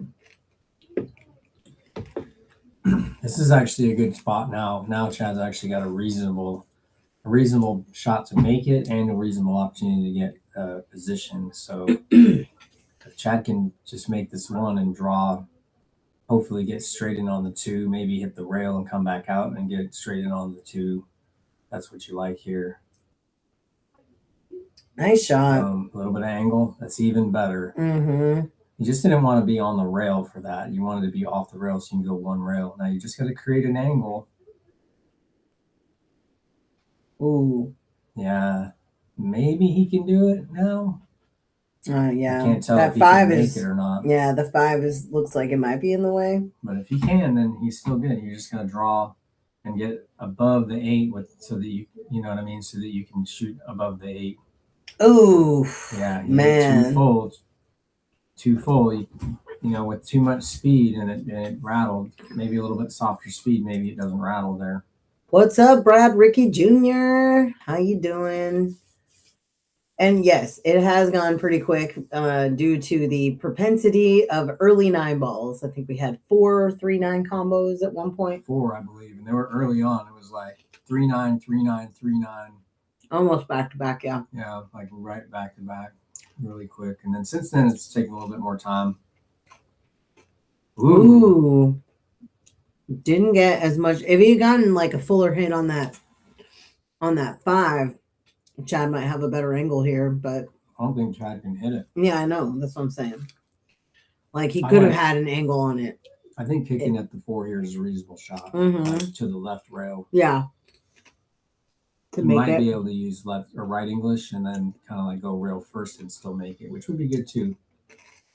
Ooh, close. Yeah, it came out too much. Then he sold out a good opportunity for Darren. Got it. Well, he Oh, was actually down a considerable number of games and then has since closed the gap. So that's been good. You know, we're always pulling for the Hill Thriller. all right. Darren's in the mode here. Little stop shot here.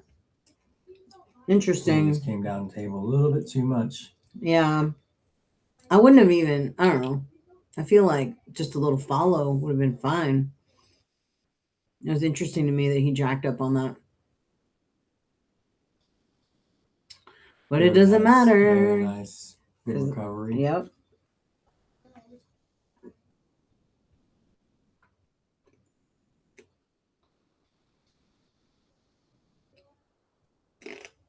All right. Darren is 2 away 9 to 5. from the win. 9 to 5. I don't know why Chad keeps putting the minus and then had to add 2 games.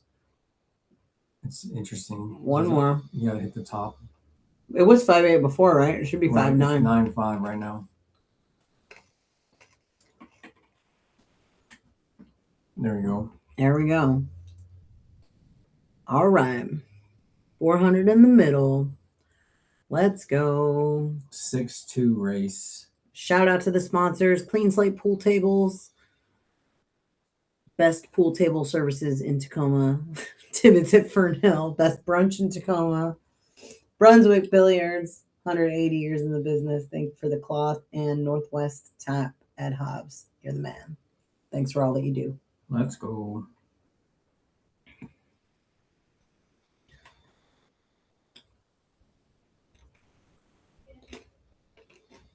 All right.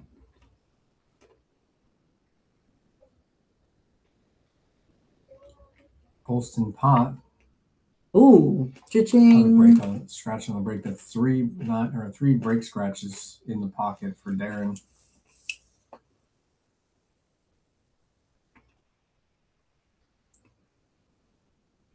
This is a good opportunity, even though all the balls are on the table mostly. The 6 to the 7 is okay. The 7 was in a tough spot, but with the 6 being in the side pocket like that,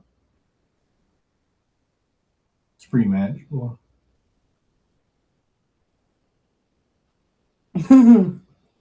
Kevin. You're hilarious.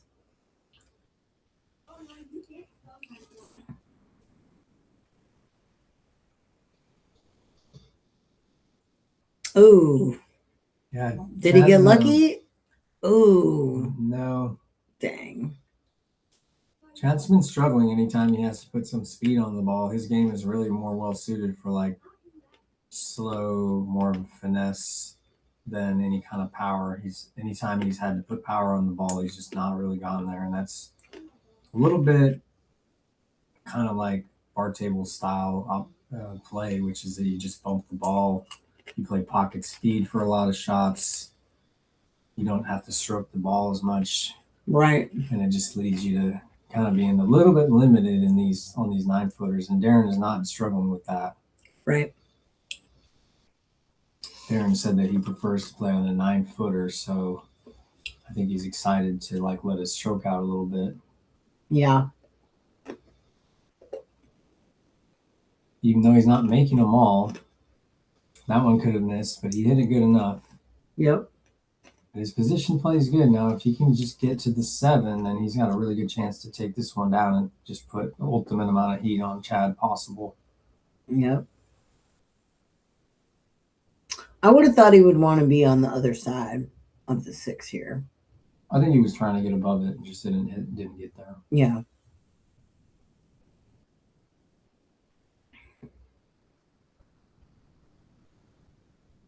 Ooh, got the unfortunate bump, but looks like he's going to get away with it. Yeah. He's not going to necessarily be able to run out now. If he would have not clipped the 8, then he'd be down further and have a better shot on the 7. So For sure. he might have to play safe here, which is going to give Chad a chance. But I think he's just going to go for it. Right. Like so. What a shot. Nice leave.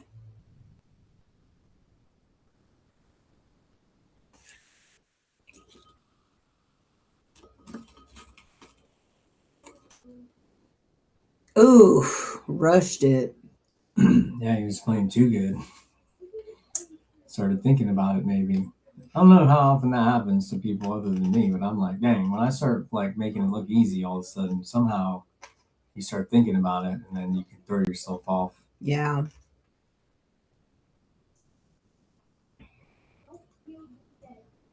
That 7 ball was like an amazing shot. Mm-hmm. So often you have that like adrenaline dump from like making such a good shot that you forget that you got to continue to play. Right. You let the excitement get to you. Is he gonna slop this in? Nope. Almost. Not And quite. just gave it right back. Yeah. I think Darren's going to make this and probably get up to 10-5. Looks to me like Chad is kind of maybe he hasn't fully committed to staying tough at this point. Yeah. Excuse me.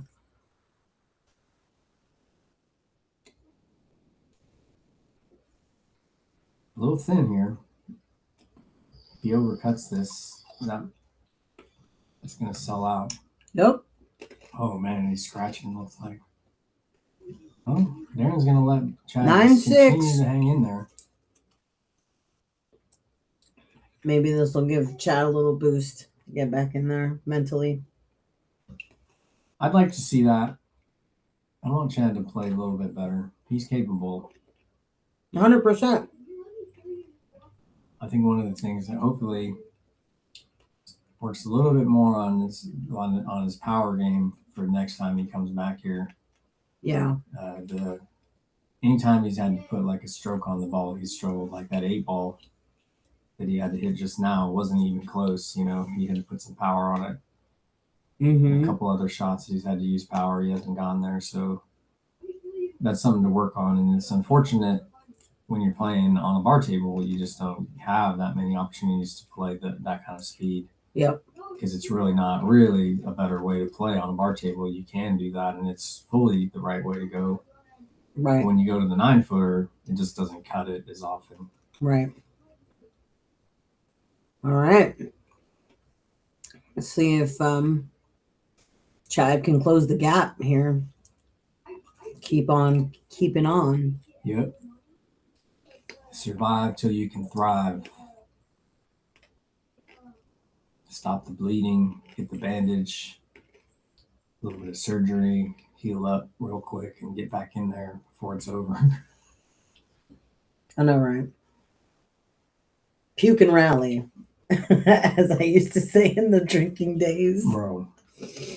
Been there. Let it all out. Then get back I in don't think I've there. ever done the Century Club or attempted it, but that's definitely puke and rally territory. I don't know what that is. 100 shots of beer in 100 minutes. My friends used to do that power hour, they called it, and they would do it for an hour. Yeah, it was 60. Yeah, Mhm. same thing, but a little Right. The Century More Club intense. is pretty intense. I never was able to get there. I don't know that I could get there. I only got to like 40 before I'd throw up from being too full, and then I could finish, but it would be like you already lost. Yeah. You have to like consume it all without any sort of like bad thing happening. Yeah. Not that you can win at that game. Those days are over for me, fortunately. Yep. Good safe. Very good. Good safe.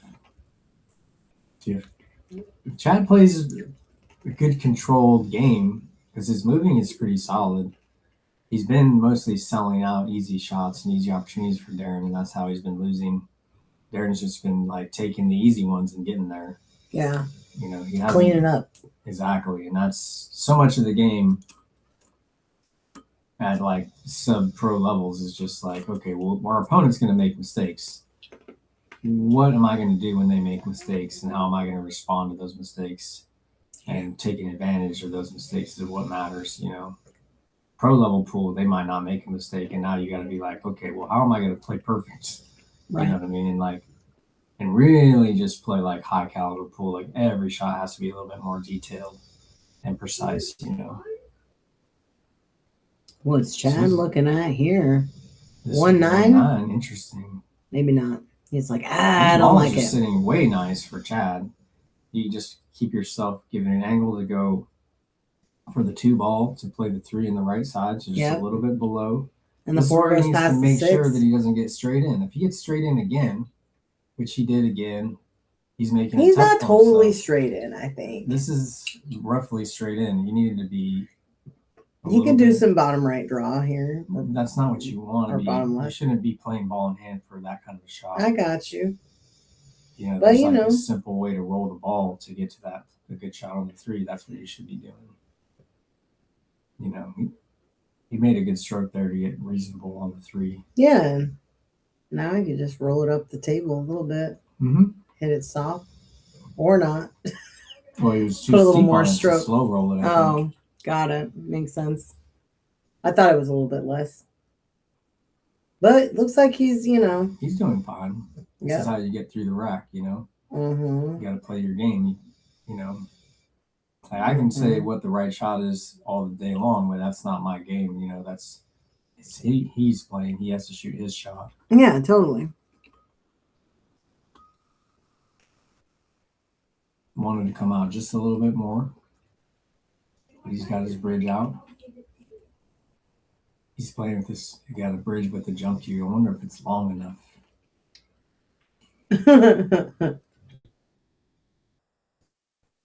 Seems like he's fine. I'm joking. I know. Nice and smooth. In there. A little close to his work. Yeah.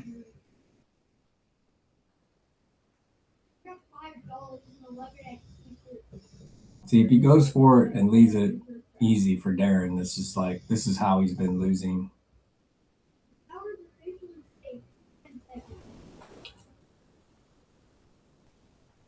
Yeah.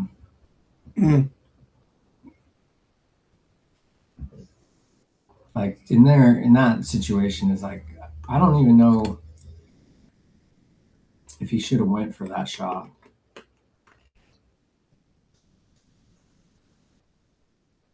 It wasn't like it was automatic, you know what I mean?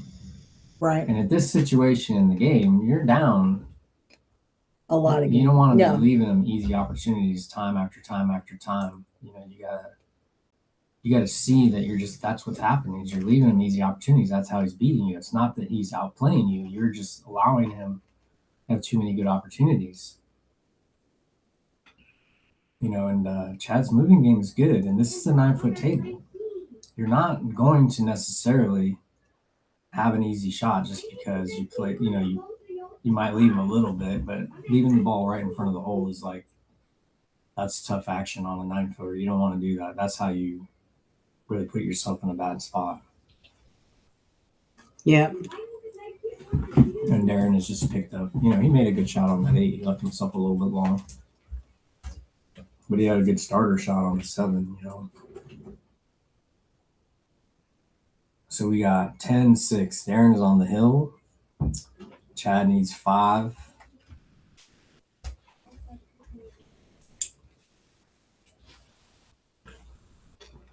Hill 5. 5 hill. What happens here? Yeah. Thanks again to everybody for tuning in. Please like and subscribe. Helps us out a lot. Yeah, appreciate everybody. Appreciate these two for getting out here and playing. You know, it takes a little bit of gumption to get out here and get on the stream. Have people talking about your play. You know, the fact that they're willing to get out here and do it it means a lot to me. You know, and oh yeah, I'm glad that people are doing it. You know, I really think that it's a really good thing for people's game. you got to hear the commentary and just realize that it's all for trying to help people get better. You know what I mean? It's like I'm not judging anyone for being, making mistakes and all that. There's a lot of pressure on this game. It's not like these guys necessarily have been playing for hundreds of dollars like all the time and are used to it. There's a whole nother layer of pressure. I've had the fortune or at least the decision making where I've decided that I was willing to play for money from the beginning, basically, and I just I got used to it early, so it's a little bit more difficult for me to kind of have that perspective and feel that pressure like these guys are for just being out here. I've been on the stream. I don't know how many times I've been. So I'm glad they're getting the experience because it helped my game a lot. Ooh, dang. It's doing okay. That worked out. You think you can see it? Oh, yeah. He can make it. Nice. Just a question of making it and playing the speed for that window. Yeah, I can never tell with the camera. Oof. See, he twisted his cue there. I saw that. Yeah. Yeah. Right at the end. Yeah, and the when you hit it full like that, it means he could have made it, because if he would have hit it thinner, he would have just made it, and you wouldn't have. The four wasn't in the way. A lot of the time, hitting it full means that you're just trying to hold the cue ball, and that your inclination is to get the shape, and then you miss the ball because you're trying to play shape too hard and not realizing you got to make the ball and then play position from that position where you're making the shot. Otherwise, you're not running the balls out. Right. If you overvalue position play, then a lot of times that's what happens. Gets you into trouble. Yep. Yeah, you miss the ball because you're playing too much position. Yep. All right, this is another opportunity for DERON. Yep. 8 balls on the table, so he's gonna have to run them out to win this game right now. But it's there. 2 goes, you just come down for the 3. Yep. As long as he's not straight in, which he won't be. He's gonna have an angle to come off the rail between the 7 and the 9. Yep. We'll see what he gets here. He's going forward.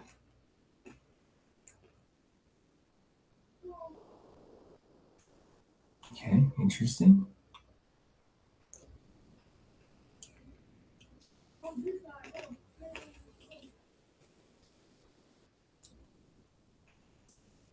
Little tricky now. The 5's not easy to get on.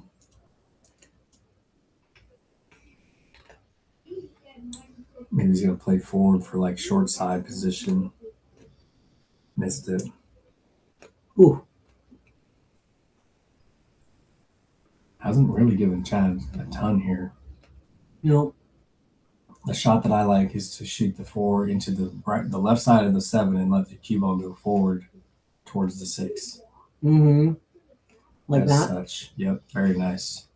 No jump cues allowed. This is a tough situation to be in. Yep.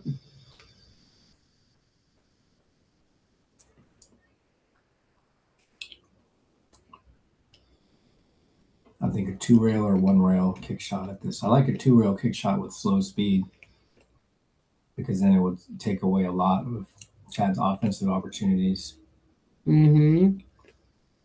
Uh-oh. Yeah, the extra power just moves the 4 into play. All right, Shawn. What are you going to do? You like the 5-8 in the side? No? Me, no. But I mean, if it's fairly straight, then you might shoot it. It's just harder to. Oof. Dang. Kind of harder to get on the. I mean, I just don't like to shoot combos if I can avoid it. Yeah. And to me, the shot might not be harder to play above the 5. It's just the natural roll of the cue ball might want you to do it that way. But. Right. All right. DERON's looking to win the match probably here. He's looking to close out. He's a little thin on this ball, and then the 8 he might get entangled here.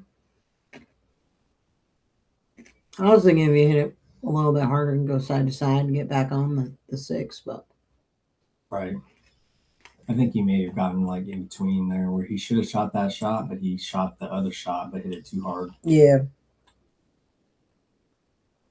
And you just make this ball and go to the left side of the 8 and have a good angle on the 6. Because Chad's still in here, you know. Oh yeah. He just has to see it, you know. Bump it. Oh Tied no. up on it.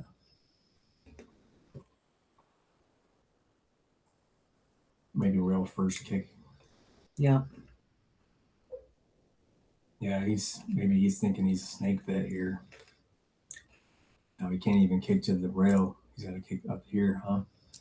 Wild. Oh, caught the point. Ball in hand. Let's see if DERON can run these 4 balls out.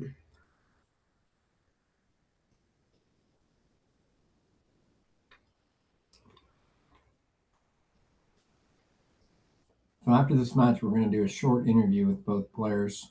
Yep. I'm curious to see what their thoughts are. Yeah, for sure. The interview is always interesting to me because you get to kind of hear the analysis, the self-analysis of the players and then see how they feel about what happened. Yep. Comparing that with what you actually saw in the match.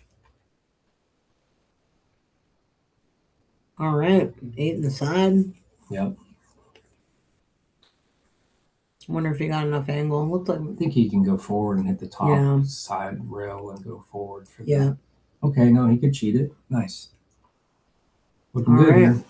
Nothing to it but to do it. Indeed.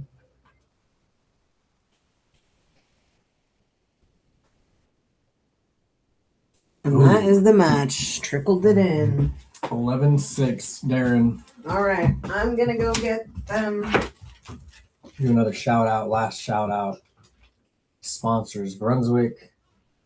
Thank you. Ed Hobbs and the Northwest Tap. Thank you. Appreciate you. CleanSlatePoolTables.com. You're the best, Dom and fam. Good luck tomorrow in your jiu-jitsu tournament. Tibbitts at Fernhill. Best brunch spot in Tacoma. Get yourself a reservation. We're going to do an interview here really quick with both these players, and then I'll let you all have the rest of your Friday night to yourselves. Thank you very much for joining us. Please like and subscribe. We do have a bunch of different stuff coming up. We're doing streams on Mondays, Wednesdays, and Thursdays right now. Got tons of stuff coming up. We're trying to do a potential doubles format. So if you guys are interested in doubles, just go ahead and get in there on the forum. Get yourself a partner. We haven't released the details yet, but we're trying to accumulate some doubles action. Thank you, Kevin. I will try to choke them out for you. All right, we got Chad. How's it going? Good, man. Rough night for you. I don't feel like I shot horrible. I don't feel like I did. Like, definitely missed some stuff, you know. Mm-hmm. Yeah, I know your 9-foot table game is not quite where you want it to be. Felt like I had a couple good decent runs, you know, a couple of them. Yeah. Thought my defense was. Your moving was really good. I think that it seemed to me as though most of the mistakes that you made were when you're running out and you just left them too many easy 3 and 4 ball outs. 2 or 3, yep. 3 and 4 And he balls. capitalized on that. Yes, you did. Great shot. Nice guy. Yeah, super nice guy. I feel like I met DERON in a former life as when I was in the casino business, and I just don't remember because I used to drink heavily back then. Yeah, he's a really, really, really good shot. So he's been playing pool way longer than I have. So yeah, he said he took 30 years off. Yeah. And he just started playing again, but I could see that he's got a game. You know, his stroke is good. Yep. He left you plenty of opportunities though. So even though it Yes. looks, you know, like he looked a little bit more comfortable on the table, however, you had chances. You know, he made plenty of mistakes, and he did. I was trying to. I think I cut it to 3 at one point. yeah, you had it 8 to 5. At 5. Mhm. So I figured if I could get that rack, I was feeling a little bit more confident. You know, if I got it to 2, my breaks were pretty good. I think I was sinking 2, 3 balls on the break, keeping the ball on the table. You had a chance to break and run one rack where you had left in 1, and then you just left yourself Yes, tough. And yes, you I kicked did. at the 2, you know, and it's just like that's kind of how it goes, right? yeah, it was definitely fun. Definitely not my last. Well, I'm glad you're going to come back. I hope you're going to learn something. I was being as nice as I could. It just some of the time I was like, dang, he just doesn't see that some of the time you weren't going for enough position, and that's how you got out of line. And then now, Okay, not You going for weren't- enough position. yeah, well, you left yourself straight in on balls when you had ball in hand. Yeah, even I'm telling myself And that. I'm I'm going.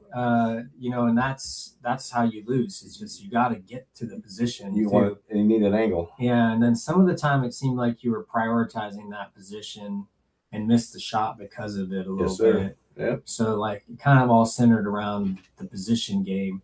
I feel like when you were just trying to make the ball, you were doing that. It's just that then you're like cue ball's way far away. Way far away. Oh And yeah. then now you're just faced with too many difficult shots. So then Yep. kind of the way that I was like thinking about it is like if you come back with a little bit of a stronger like position play game, cue ball control, and you keep your shot making as good as it was, because I thought you were making some really great shots at the beginning. It's just that you got to get closer to the object ball. Oh yeah. And you just can't keep shooting it from 5-6 feet away. Exactly. It doesn't work. Yep. And that's pretty much it. With that being said, you played good moves and you hung in there and you had chances to win. You beat him to the punch many times, and just you didn't get out. And Couldn't finish it out. that's just you get on the 9-footer a little bit more often, and you'll see it. I think that'll change. So as long as you're willing to come back, I feel like there's Always willing to come back. 100%. It's always I love fun. that. I can't go on 3. I know, right? All right, brother. Well, Appreciate we'll let it. you go. Appreciate it. Have Thank the you. rest of your Friday night. Oh yeah, you as And well. then, Thanks for accommodating this on a Friday. Oh, 100%. Yeah.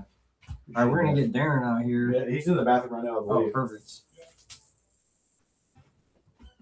Pretty quick. Thanks again to the sponsors: Clean Slate, Northwest Tap, Brunswick Billiards, Tibbitts at Fernhill. Thank everybody for sharing a little bit of time with us, watching these guys battle it out for a few ducats. And we will get Darren on for an interview real quick, and then we'll let everybody get out of here.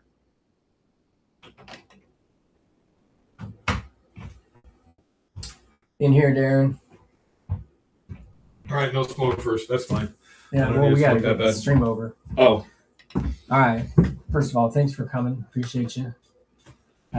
Just Thanks for having me. A couple moments of your time to give me an analysis or a brief, whatever you want to say, and then we'll let you get out of here, man. How do you feel?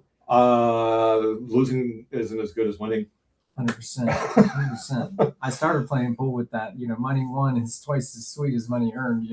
From the Oh, color so of you money. saw the color of money. Oh yeah, that's how I got into pool, really. And to me, I wouldn't even be nearly the player that I am now if it wasn't for gambling. I'm not gonna lie. Tournament play has never been fun for me. I is what hate it's all sitting about. around for hours Exactly. waiting. Yeah, I'm not big So on. I was so happy that we could provide a little bit of an atmosphere where people could get together, even not knowing the other player, and actually match up and get a fair game going.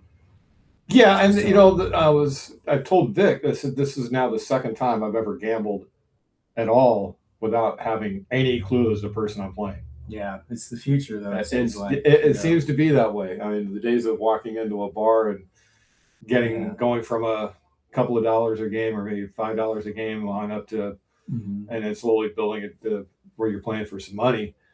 Those days are over. Yeah, but it's as nice. far as I can see. You got a little bit of tape on you now where people can check you out, and then they'll decide if they like the game, and that's just kind of how it has to be. Unfortunately, you can't hide out and expect to get the game you want. Now it's like people are. Well, I mean, using even the back, tools, when I played, I told you I've had took a 30 plus year break. I'd bang balls around once or twice a year, but then, just having a beer at a bar, I'm Yeah. like, oh, I'm going to go bang a Yeah, couple you of got balls. a good stroke, man. That's I just something enjoyed different, watching whereas- Forever ago, I Mhm. could walk into a lot of bars or pool rooms, and some people would know me. Not many, but some would know me, and Yeah. just from playing. I ran into a guy at Golden Fleece, and he says, "Do you used to play at such and such place?" And I said, "Yeah." Yeah. You got a friend Bob? I'm like, "Yeah." Still a few people around I'm that like- know you, huh? I said, "That was 30 years ago." He Mhm. says, "Oh, I remember your voice." Yeah. He said also your stroke too. Mhm. And I remember there was a guy that I talked to, was a really good player. Trying to remember his name. Called him Cousin Larry Nelson. Yeah, Larry. I think he's still around up north. Yeah, he is. Yeah, He is. I haven't seen him in a few years. Yeah. He He'd try to get me to gamble, and I had a shot. And I told him, man, I haven't played in 10 years at this point. I haven't played in 10 years. I'm not gambling with you. You think I'm stupid? I'm like, how much weight are you going to give me? I used to play and I make a Larry shot, and he says, Grove, and he says, there's a stroke like that. There's no reason why you shouldn't be gambling with me. I'm like, well, give me a few years, and maybe I'll give it a thought. And that was it. But no, I enjoyed playing on the stream. I played on one a couple, last week, and that was kind of fun. But yeah, the days of, and that's where it's kind of funny is that nobody knows me because it's been so long. I think I know you from poker because I used to work at the Grove back in the day. So, the Grove? Yeah, that's where I know Cousin Larry from. So right. I'm like, I know I've seen you before. That's where I learned to play poker. And then my first job in the industry was at the Grove. Yeah, see, it's people used to think that people cheated there, and no, they were just too dumb and had crazy enough money. Action. Yeah, it was the craziest 4-8 game anywhere.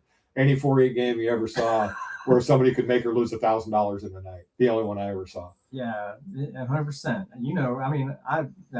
That was an amazing room to work in. It was wild times. But I always spent all my time over on the pool table. But I got into gambling and poker because a good night for me playing in a bar might be $40.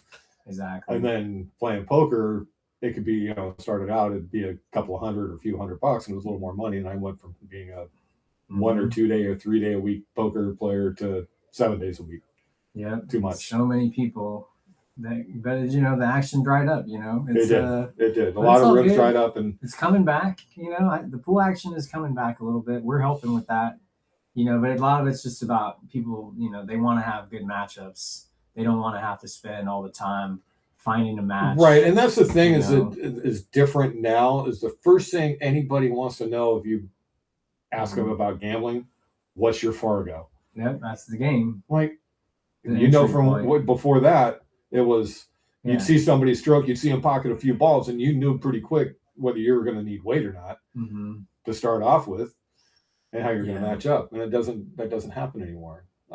Anyway, is there any questions you had for me on? Not really. I just, we're just shooting the S a little bit and just seeing how you feel. I feel like you had a good time, and we'll get you back on here. You should have a mic in the room because I talk a lot.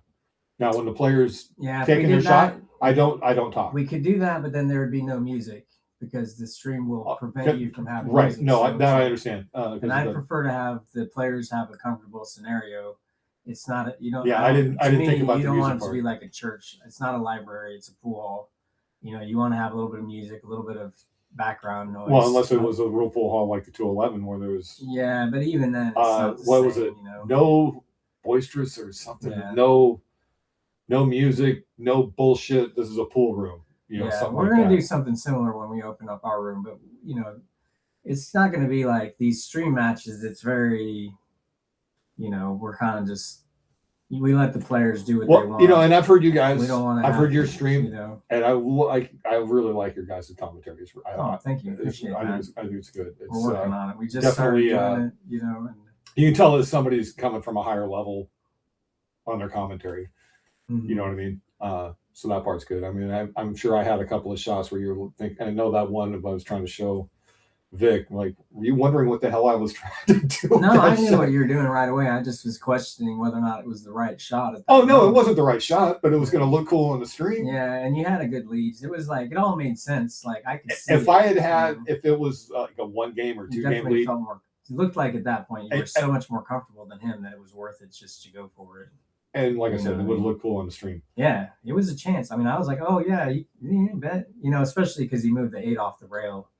You know what I mean? If he had left the 8 on the rail, that shot wouldn't have been the right shot. But the fact that actually he moved it into the open made it was like, okay, well, now you right. No, because I didn't have to worry as much about where the cue ball was going to go because I knew it was going to go off the 9 of it. So, it was one of those where, I mean, I showed Vic, like, Chad's buddy was, well, the smart play was doing this. I'm like, no, the smart play is doing what I did right there. It's right.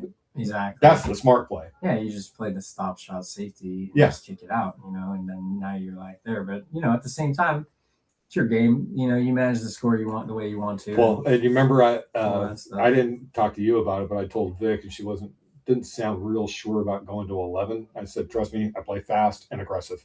There won't be a lot of saves. I think I played 2. Yeah. 9-ball is, early 9s count. Now the game is going to shorten, because the percentages are different, right? You're going to go for more of those early 9s when the balls are all out there. Well, and the early 9s that we both had, they were actually, they were easy. They weren't hard. They weren't hard shots at the 9. True. I think I had 2 and he had 2, I think. Mm-hmm. And something like they that. weren't crazy.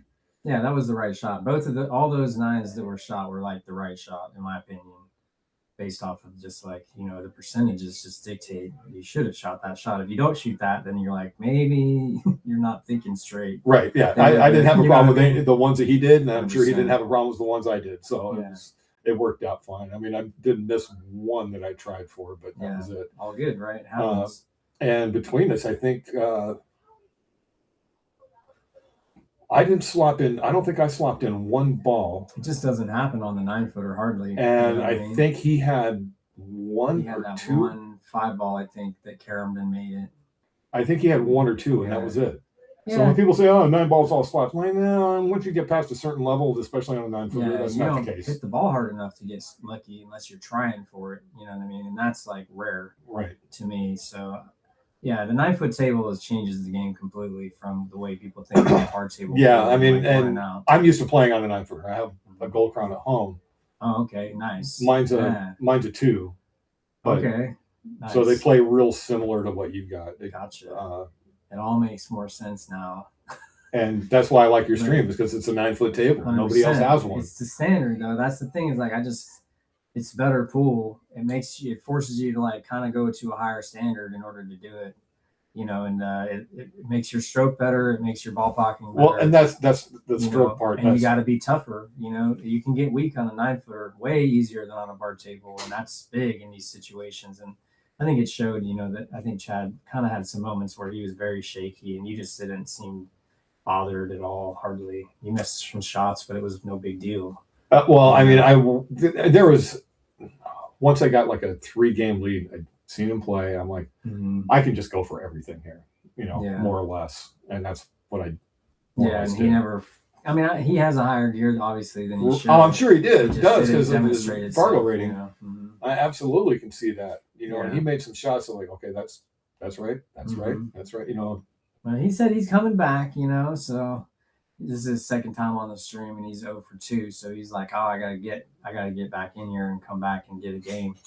And win. So I'm like, well, you got to put your time in and get some practice in, get comfortable on this table. Otherwise, it's just tough. You can't practice on a bar table and think you can come here and be comfortable. You probably think the same way I do, and it's a lot easier to go from a 9-footer down to a 7-footer playing rotation games. I made 8 all balls my tough. money. 8 balls tougher on a 7-footer because there's so much traffic. Yeah, and that's why I prefer 8-ball as a better game. I think on a bar table than 9-ball on a bar table is not really that interesting because it is a challenge, more of a challenge. I think 8-ball on a bar table is a better game, in my opinion, than 9-ball. Right, because there's so much traffic and things you have to get through. I agree. You work harder. Whereas I think 9-ball on a bar table is, especially a 7-footer, it's easier.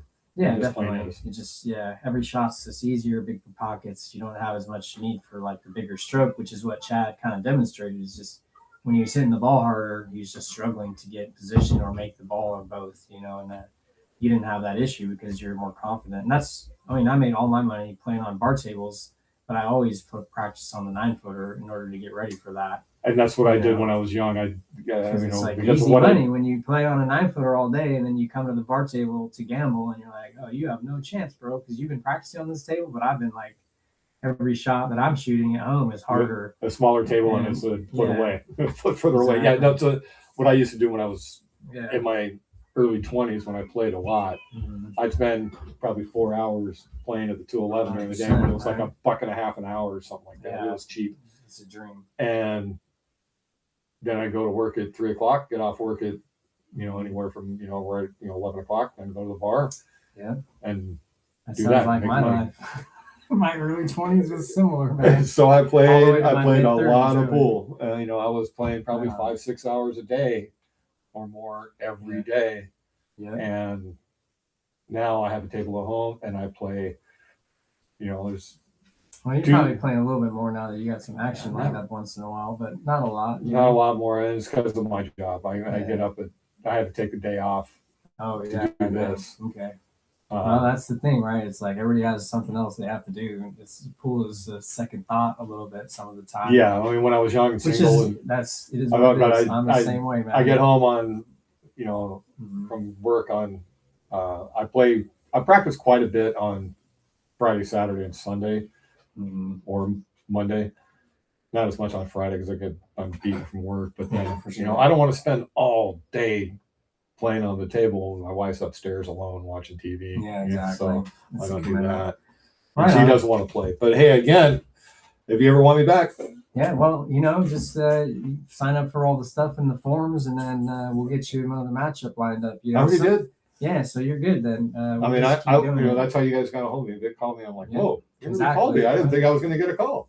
You eventually find a match, and that's how it works. Well, she had one lined up for me, and then the guy had some issues, some things he had to deal with, so he just couldn't play. So we were able to find it. No, I mean, like 42 and 483. When Chad told me that he had to get some time in on a 9-footer, I'm like, oh man, it's gonna be tough for you, bro. That's his choice. I felt bad, I really did. I felt kind of bad. Like they say the Fargo doesn't matter what table you play on, but I don't know that I believe that completely. I don't either. So much of it, but it is what it is. Like you got to have some method to match up. When I play on those 7-footers, I have a hard time just tapping the balls in. And I mean, on a bar table, he might get you. That's his home, right? So, but we don't do that here, so don't worry about that. But anyways, we're gonna let you go. All right. Thank you so much again. Thanks again, and thanks everybody for joining us. We'll see you next time.